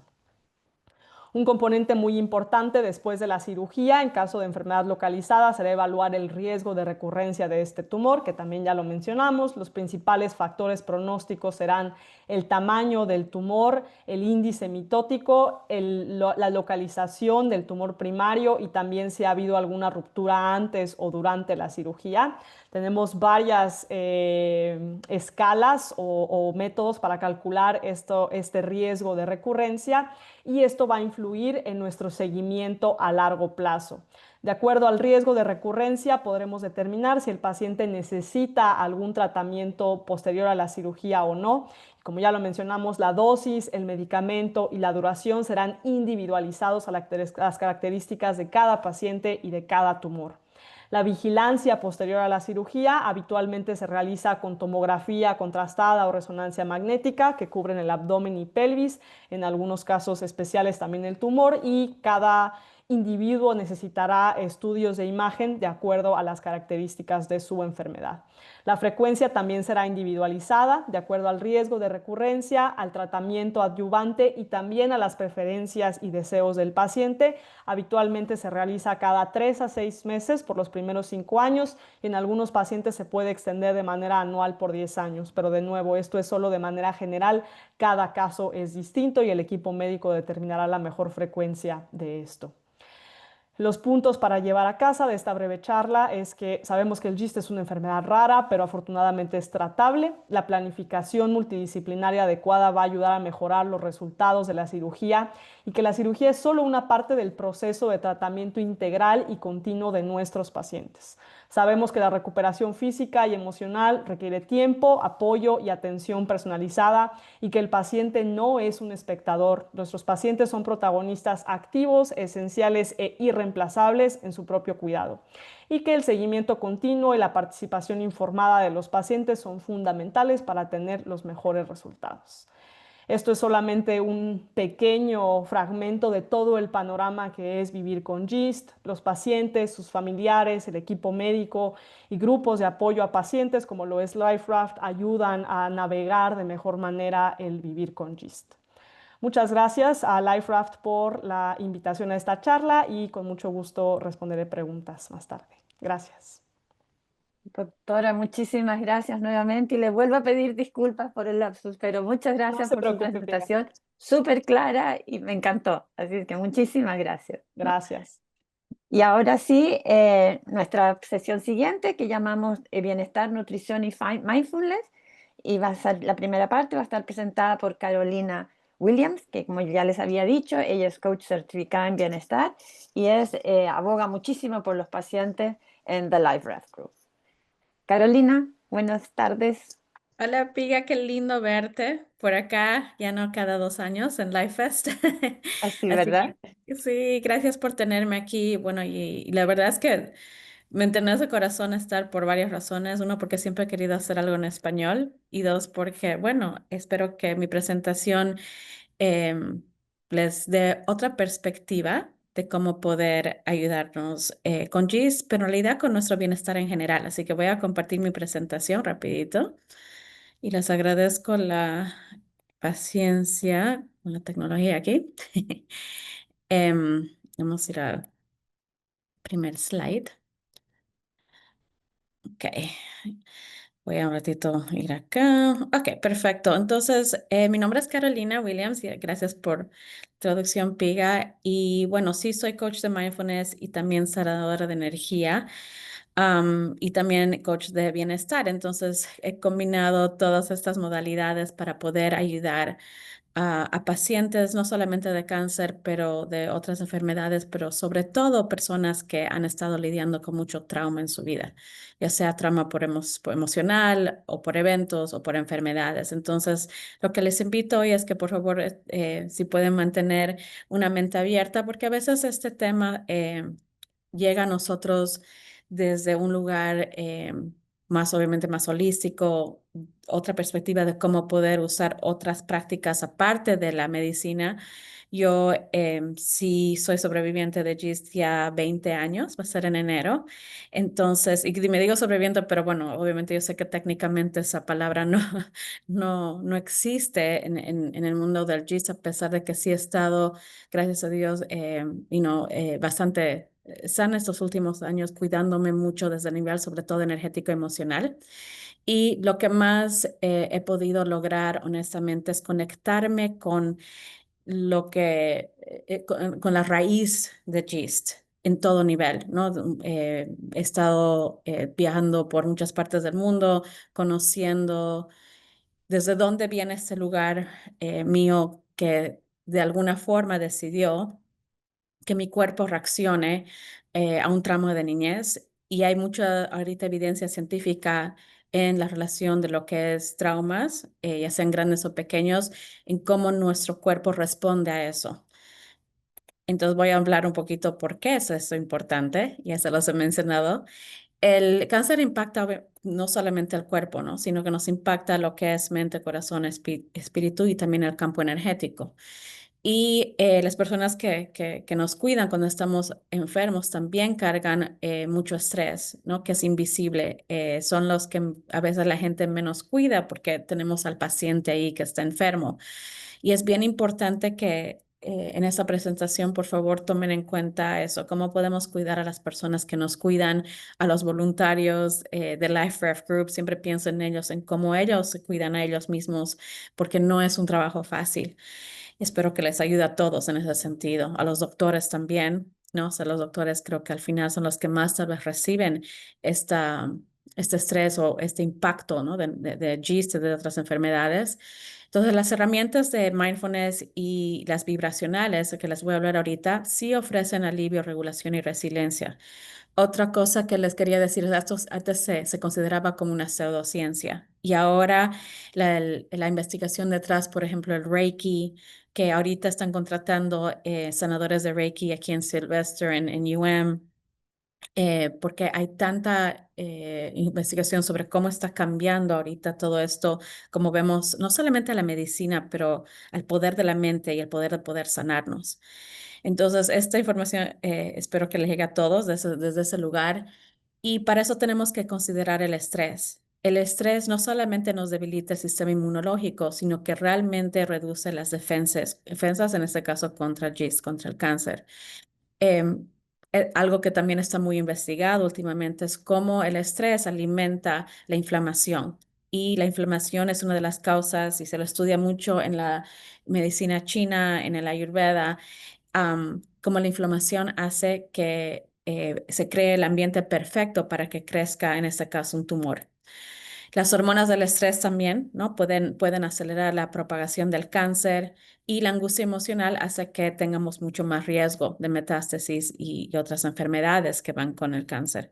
Entonces, lo que al final del día les estoy hablando del problema, las soluciones, que tenemos que tener un apoyo psicológico, emocional que venga con nuestro tratamiento. Yo es algo que, gracias a Dios, encontré rápidamente cuando me diagnosticaron hace 20 años es me hice de un equipo de personas que me ayudaban en este sentido. Si quieren más investigación, porque a mí no me gusta hablar nada que no esté, que tenga investigación que hable de ello, pueden ir aquí a cancer.gov y hay muchísimos ¿no? research papers de papel, hay información sobre cómo está todo esto siendo investigado y cada vez más, gracias a Dios. Entonces, la conexión mente, cuerpo y energía es muy importante. Ya les dije ahorita brevemente que las emociones hacen que, si es que las guardamos por mucho tiempo, hacen que nosotros podamos crear el ambiente perfecto para enfermedad. Si la palabra en inglés dis-ease es, ¿no? Es en realidad no tener control de las emociones. Entonces, el estrés crónico hace que toda esta función inmunológica sea afectada y que no tengamos defensas necesarias, ¿no? Y hay un libro que siempre aconsejo a la gente que se llama The Body Keeps the Score en inglés, lo voy a buscar en español, que habla sobre todos estos temas. Las prácticas de mindfulness y vibracionales activan este sistema nervioso el parasimpático y hace que el cuerpo se pueda sanar de una forma más rápida.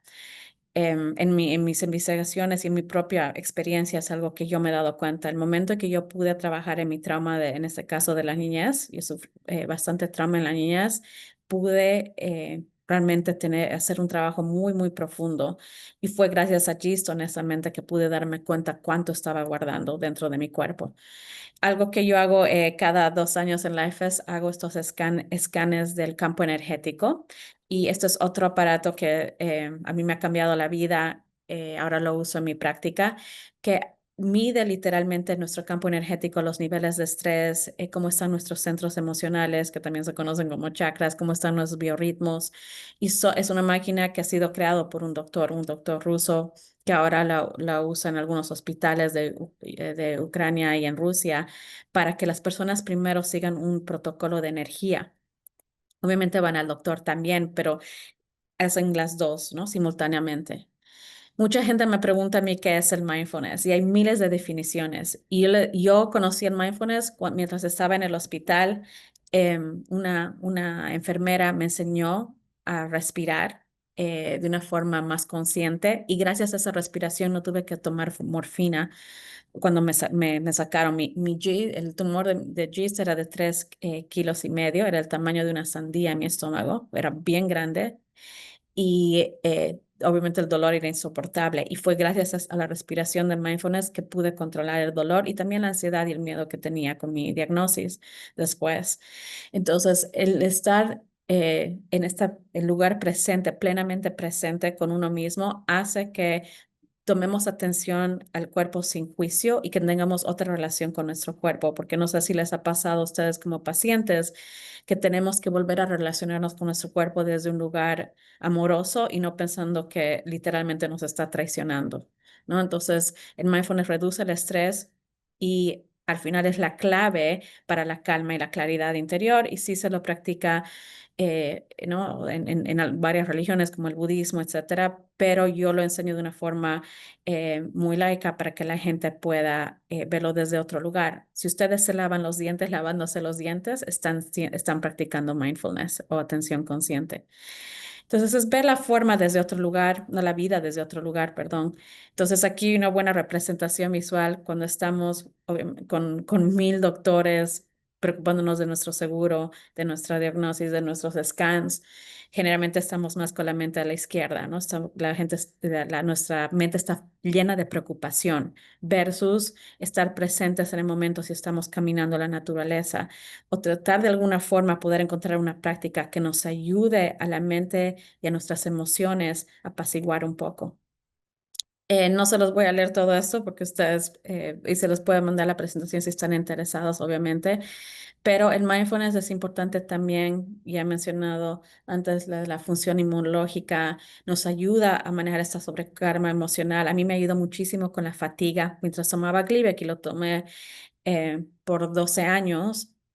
Yo sentía que la combinación de mindfulness y el trabajo energético que estaba haciendo con mi maestra de Reiki fue una combinación perfecta para poder entrar a un lugar de la verdad de sanación, no sé de qué otra forma llamarlo.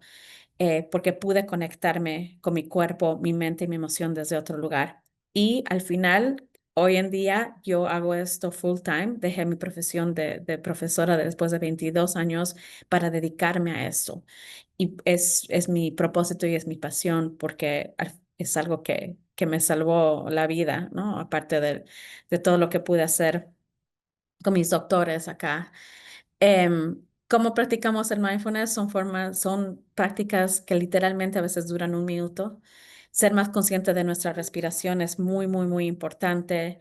Hay el body scan o el escaneo corporal donde podemos concentrarnos en nuestro cuerpo, literalmente parte por parte, mandar buena energía, caminatas conscientes que son ahora prescritas en Canadá, por ejemplo. Los doctores dan una prescripción que se llama la píldora de la naturaleza, the nature pill, y ellos recetan 20 minutos de caminatas diarias a los pacientes de cáncer, sobre todo. Entonces, y también se llama forest bathing, ¿no? Que es el baño del bosque. Todas estas cosas les aconsejo que busquen para poder practicar. Que tengo cascos de profesional. Oh, creo que alguien está unmuted. También tenemos las meditaciones que se llaman meta, que es el amor benevolente, que son simplemente mandar buenas vibras y amor a una persona o a uno mismo. Yo hago eso cuando entro a la máquina de scan, obviamente sigo teniendo mis chequeos, eso nunca voy a dejar de hacerlo. Yo uso esta meditación meta para mandar a mis células y a mi cuerpo esta alta frecuencia. Hay muchas respiraciones que se pueden hacer, que podríamos hablar aquí horas. Obviamente, yo es algo que enseño formalmente para poder ayudar a la gente con todo esto. Y en mi camino pude vivir con los monjes, ¿no? Del Dalai Lama, estudié bajo Deepak Chopra. Todo lo que hago, yo quise entrenarme con los mejores maestros y lo hice de esa forma para poder compartir todo lo que les estoy compartiendo desde ahora, no solamente haciendo un curso de 3 días o ¿no? Hablando desde un lugar solamente espiritual, pero yo me voy mucho también a la ciencia. Algo que también les aconsejo, si alguno han escuchado de HeartMath, es una compañía, pero en realidad es un grupo de investigadores que hablan mucho de la coherencia de corazón y mente. Y científicamente han podido validar que la conexión de nuestro cerebro y nuestro corazón, cuando están sincronizados, hacen que nos podamos sanar más rápido y que además podamos prevenir enfermedad. Entonces es muy importante que hagamos cosas. Estos ejercicios son de 5 minutos también. Eso te quería darles esta herramienta porque a mí me ha cambiado la vida y lo practico todos los días y he podido aumentar mi frecuencia. Esta es otra herramienta que quería darles. Hoy día quería hacer práctica y darles, como no puedo hablar mucho tiempo, pero darles algunas cosas que tal vez puedan investigar ustedes solos. Esta es la escala de conciencia de Hawkins y habla como cada de nuestras emociones tienen una frecuencia. Obviamente han medido todas estas emociones. Y si ustedes ven dónde están ustedes con su enfermedad o como doctores, cómo están lidiando ¿no? con los pacientes, durante el día podemos ir a todas estas, pero si podemos vivir en alta frecuencia en base a nuestras emociones es súper importante. Y también les he dejado aquí un link que se llama el Atlas de Emociones, que un psicólogo y también el Dalai Lama colaboraron para poder crear este atlas donde hay más de 300 emociones para poder tener mejor inteligencia emocional, que yo creo que es muy, muy, muy importante, o es más, sé que es muy importante en cuando se trata de nuestro tratamiento con GIST. Otras cosas que podemos hacer es conectarnos corazón con la respiración. Cuando entren a HeartMath les enseñan eso en muchos videos. También hay videos en español en YouTube que son súper buenos, que les va a enseñar esta coherencia. Y aquí dice, la coherencia del corazón calma la mente y eleva tu vibración porque literalmente hace eso. ¿Cómo podemos crear un entorno de sanación para nosotros como pacientes y las personas que nos cuidan, ya sea doctores, voluntarios, nuestra familia, obviamente, parejas, sobre todo son los que más les afecta eso? Pueden priorizar siempre el descanso, hidratación, revisen cómo están sus emociones. Yo sé que saben todo esto, pero yo literalmente creé un calendario donde yo bloqueaba este tiempo para mí. Bloqueaba tiempo hasta para llorar todos los días, porque uno tiene que sacar esa emoción. Usamos la respiración consciente como nuestra herramienta más importante y hagan que cada momento del día, mientras más puedan conectarse, por lo menos a tener un poco de paz interior, eso es muy, muy importante. La sanación sí ocurre en la conexión, no en la perfección de hacer estas cositas, pero si es que pueden encontrar una actividad al día que ustedes pueden hacer todos los días y que se vuelva un hábito para que puedan subir su frecuencia, vibración, su conciencia, lo que ustedes quieran llamarla, va a ayudar en su proceso. Entonces, si quieren, bueno, yo voy a estar ahorita conectada sin cámara, estoy yendo a una entrevista después de esto, pero sí estoy aquí para preguntas. Sé que esto fue bastante rápido, pero quería exponerlos a esta otra forma de ver nuestra sanación, y cuando cambiamos nuestra energía, sí cambiamos nuestra vida, como dice el doctor Joe Dispenza, que es uno de mis maestros también. Así que si tienen cualquier pregunta, estoy aquí disponible. Gracias, Piga. Gracias, Life Ref Group, por tenerme acá. Muchas gracias, Carolina. Vamos a tener las preguntas al final de toda la sesión.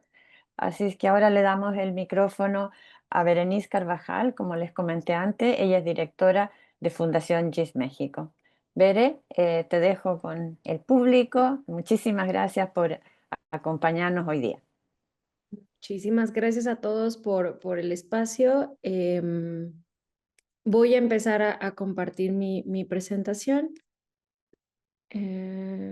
Bueno, después de, bueno, primero que todo quiero agradecer a todos los organizadores de este increíble día. Para nosotros es algo, como bien decían, fenomenal que estemos teniendo un día de aprendizaje sobre GIST para todos los pacientes latinoamericanos. Y bueno, después de tanta ciencia y de tanta evidencia, yo lo que quería hacer es que diseñé una trivia, y debido al poco tiempo que tenemos, una trivia enfocada en un poco en las generalidades de la nutrición, el manejo de efectos secundarios, el uso o no de probióticos y la microbiota intestinal sobre GIST. Creo que ya me conocen algunos, ya he participado en algunas charlas, y bueno, debido a esto quise organizar algo que fuera un poco más dinámico para todos los que estamos aquí, y que pudieran participar los pacientes que están enlazados y que ya han escuchado algunas de las charlas que hemos compartido con ustedes. Y pues bueno, ¿cuáles van a ser las reglas del juego? Vamos a poder participar a través de las reacciones que tenemos aquí en Zoom. Como ustedes ven, donde están ahí, ustedes pueden tener activas algunas reacciones. En estas reacciones ustedes pueden participar para ayudarme a contestar esta trivia, y me encantaría que estuvieran participando con las reacciones para que sea esto más dinámico y podamos aprender entre todos. Bueno, les voy a explicar. En cada pregunta van a tener dos tipos de reacciones, una de corazón y la otra es de una manita, y vamos a ir respondiendo verdadero o falso, o cuál es la pregunta que ustedes estén de acuerdo. Los invito a que por favor participen y no me dejen sola en esto, y que pueda ser bastante dinámica esta presentación. La primera categoría, si ya están listos, vamos a empezar a jugar. Vamos a hacer, si quieren, la primera de prueba y vamos siguiendo con las posteriores. La primera categoría de estas preguntas es nutrición en GIST. La primera pregunta: ¿el tamizaje de riesgo nutricional es importante en GIST? Sí, con las manitas aplaudiendo, y no con corazón. ¿Me pueden ayudar, por favor, por ahí a tener?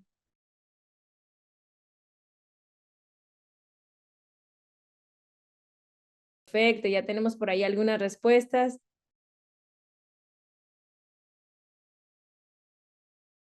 Perfecto, bueno, muy bien. Efectivamente, sí.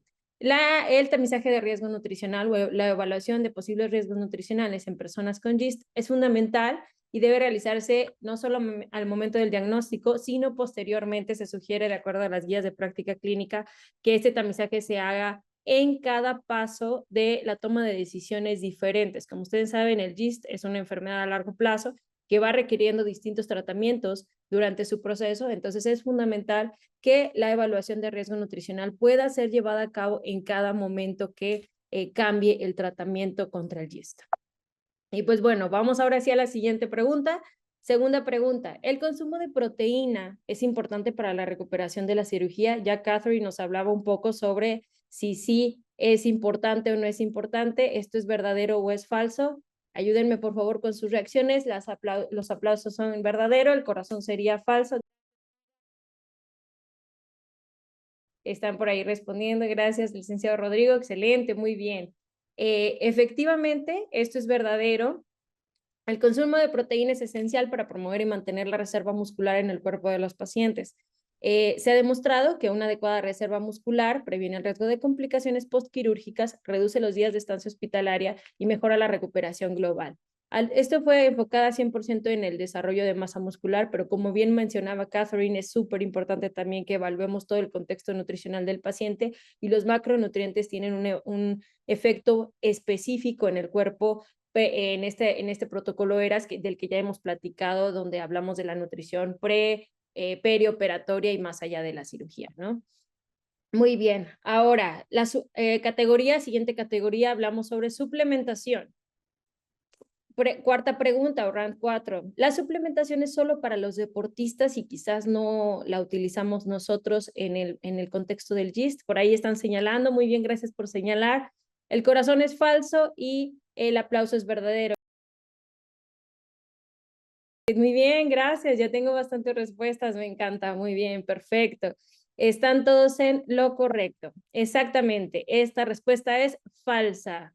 Existen suplementos alimenticios para todo tipo de personas y objetivos que pueden usarse para el bienestar general o el bienestar integral de las personas.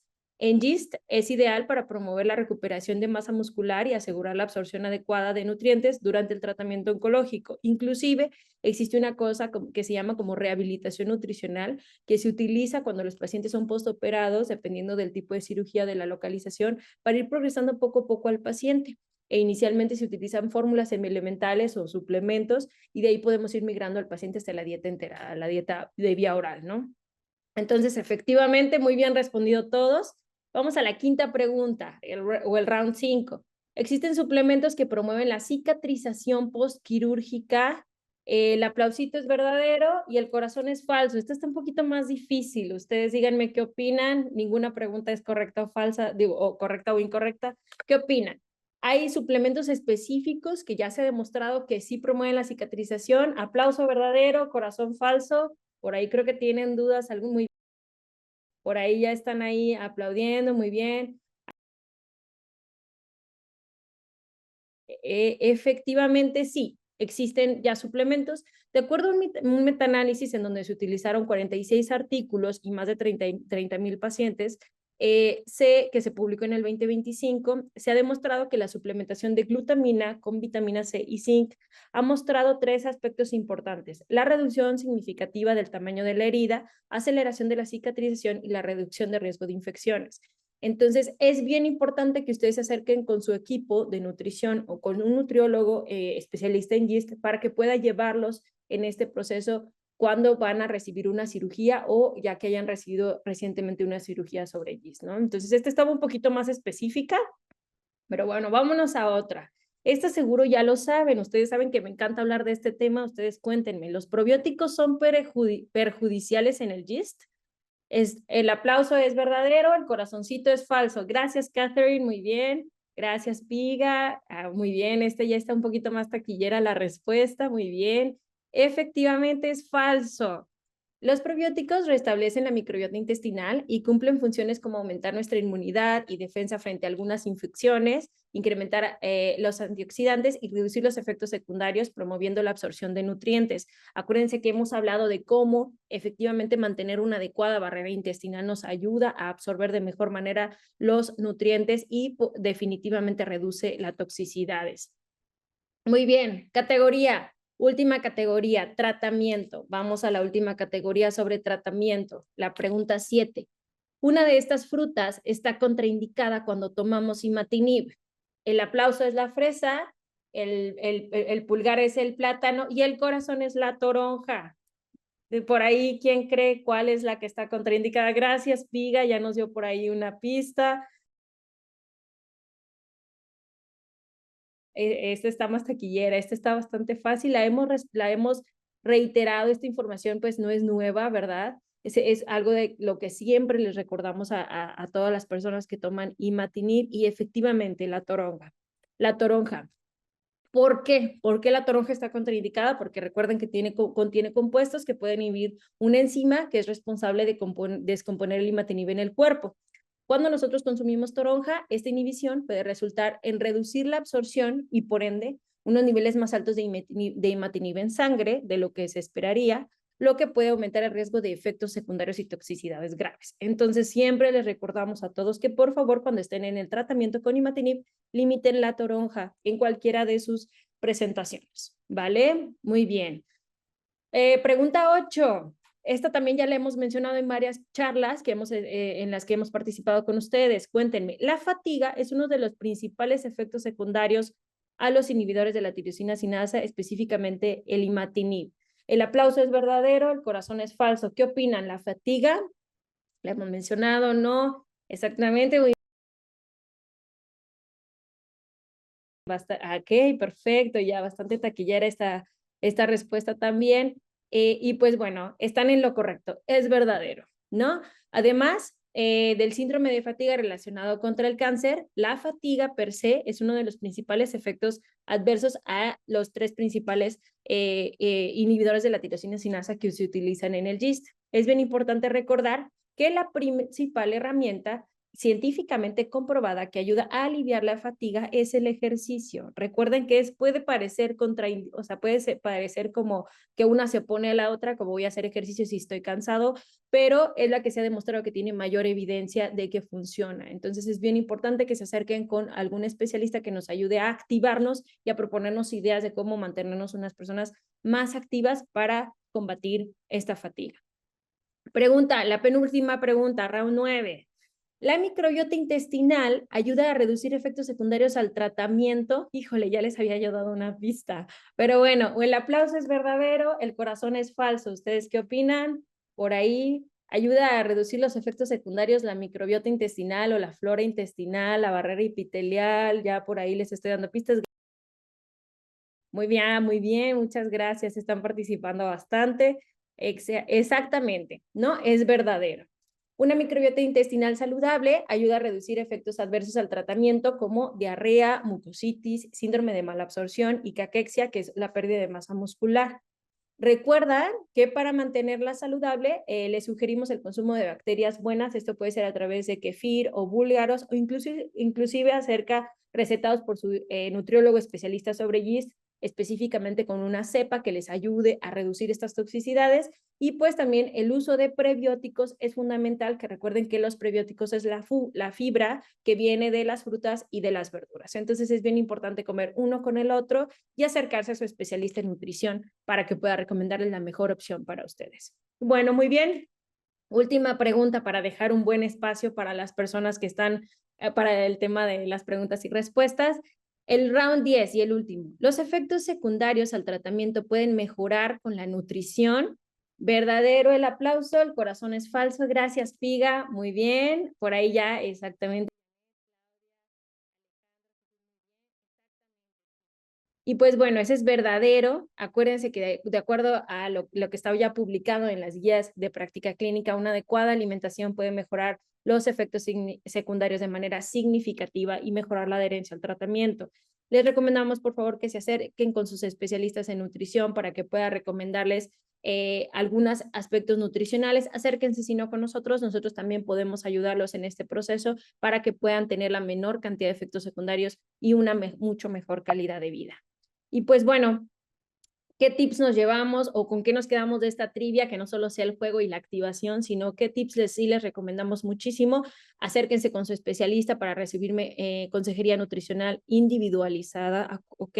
Recuerden que no todos los pacientes, no por tener yo GIST y los demás también tienen GIST, todos debemos de comer lo mismo o absorbemos igual o tenemos el mismo escenario respecto a los riesgos de nutrición que podemos presentar. Vigilen su consumo de proteína, recuerden que es importante para la reserva muscular, pregunten a su experto de nutrición si requieren algún tipo de suplementación, recuerden que esto debe de ir prescrita por su especialista en nutrición y lleven una dieta saludable que incluya frutas, vegetales en todos los tiempos de comida, que disminuyan y por favor disminuyan el consumo de grasas y azúcares porque eso también puede exacerbar algunos efectos secundarios como el reflujo, la gastritis o incluso las diarreas. Y por favor, pongan atención a su salud digestiva, pongan atención a su microbiota intestinal, a cómo está el proceso de sus evacuaciones, etcétera. eviten la toronja y por favor actívense para que puedan mejorar su nutrición de manera global.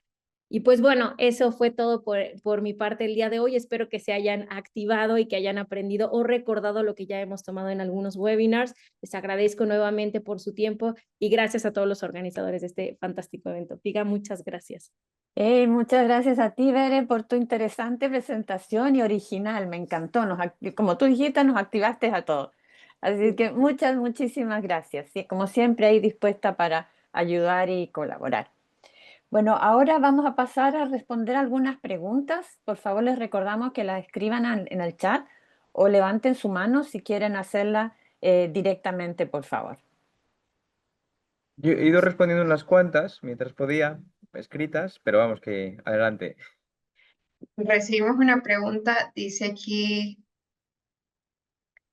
¿cuándo es el tiempo correcto de recibir cirugía? Dr. Blakely o Dr. Sarre.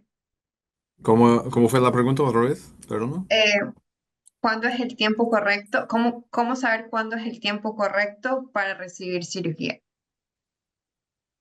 Bueno, no hay solo una respuesta para esa pregunta. Yo creo que eso es una parte de la discusión multidisciplinaria para saber si empezamos con la cirugía, si primero empezamos con un fármaco y después la cirugía. Y también una cosa muy importante es que es una decisión dinámica, que es decir, que en un momento puede que no sea lo mejor hacer la cirugía, pero puede ser que en 6 meses, un año, en otro momento, después de algún tratamiento, pues sí. Listo, gracias.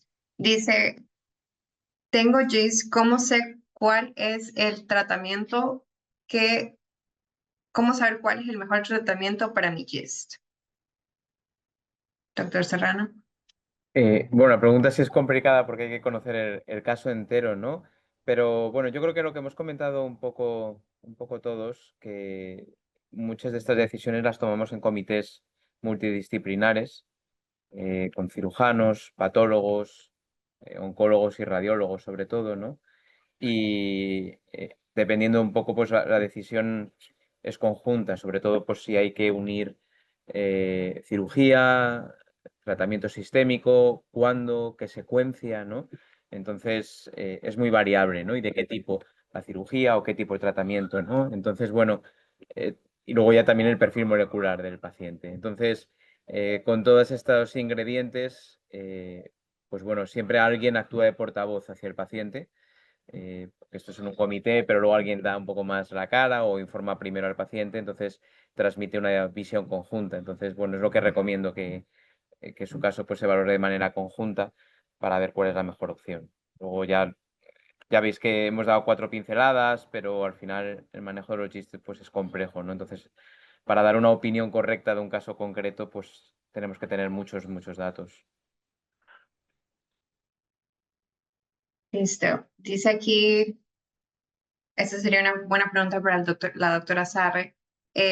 Si pudieran darme un consejo como paciente antes de una cirugía, ¿cuál sería? Gracias, Denise.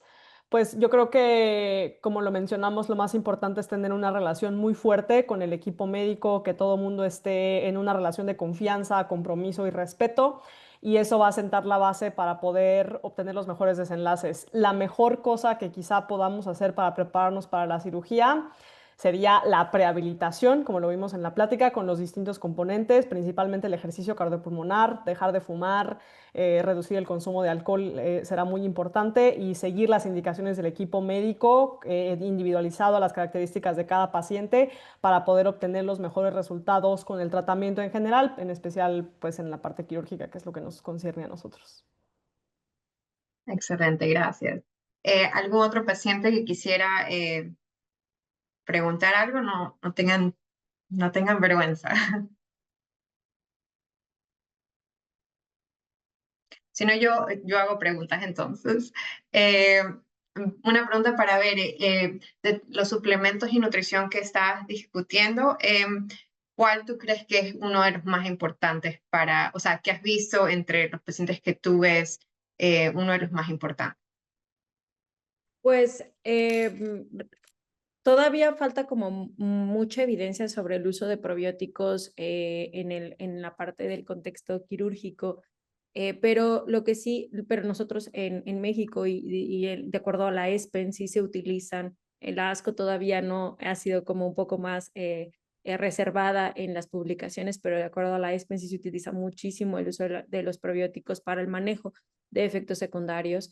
Sin embargo, creo que también el uso en la parte de una buena carga, una adecuada carga, como decía la doctora Sarre, sobre una adecuada carga de carbohidratos específicos, no cualquiera, sino luego el paciente es como, bueno, pues entonces como mucho azúcar antes de que me operen, sino como más bien la consejería nutricional enfocada a una adecuada carga de macronutrientes, carbohidratos, proteínas, lípidos, nos puede ayudar a mejorar el beneficio del paciente. Nosotros también acá en México llevamos a cabo el protocolo ERAS en algunos institutos y el uso de la glutamina con zinc y vitamina C perioperatoria ha demostrado también bastantes buenos beneficios en el punto de reducir las complicaciones postquirúrgicas, evita la apertura de algunas heridas o reduce el riesgo de fístulas, etcétera, ¿no? Entonces creo que más bien el mejor escenario es la individualización de los casos, por supuesto, pero sí el uso de glutamina o de proteínas y de carbohidratos complejos y de probióticos, maybe pueden ser como las tres aliados en el tratamiento y la reducción de complicaciones de los pacientes. Ok, gracias, Berenice. Tenemos unas preguntas en el chat que dice, hola a todos, mi pregunta es que si la biopsia del tumor puede propagar células tumorales o es segura hacerla. Yo creo que es seguro hacerla. Usualmente se hace a través de una biopsia endoscópica y también puede ser una biopsia percutánea, que realmente el riesgo de que se extienda el tumor por el motivo de la biopsia es muy bajo. Y realmente yo creo que la información que sacamos a través de la biopsia merece la pena.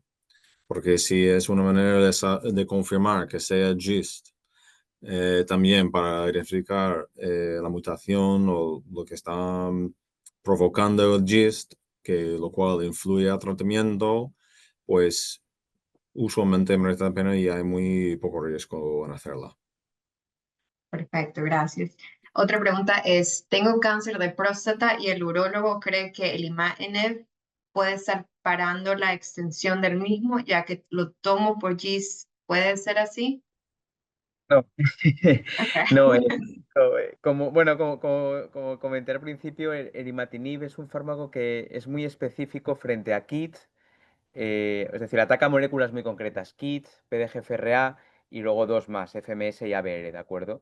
Entonces actúan nada más frente a estas 4 o 5 moléculas y que ninguna realmente juega un papel importante en la biología de la próstata, que va más pues, por los receptores de andrógenos, por la parte hormonal realmente, ¿no? Entonces, no, seguramente imatinib no esté haciendo absolutamente nada y probablemente sea algo derivado de otras cosas, ¿no? Bueno, de tumor de próstata como por sí mismo o si te están dando algún otro tipo de tratamiento diferente para la próstata. Gracias. De nada. Creo que esas fueron todas las preguntas. Piga, o si alguien más tiene una última pregunta. ¿No? Yo creo que todas las preguntas fueron contestadas y la presentación de cada uno de los panelistas fue extraordinaria. Gracias a todos. Piga. Sí, quería solamente agradecer nuevamente a todos. Ha sido una mañana súper interesante y muchas gracias por el tiempo y el esfuerzo que han puesto cada uno de los panelistas en presentar, en preparar y en acompañarnos hoy día. Así que yo como paciente les doy las gracias por este espacio, en nombre de todos los pacientes que hoy día nos han acompañado. Así que muchísimas, muchísimas gracias. Y esperamos vernos en una próxima oportunidad.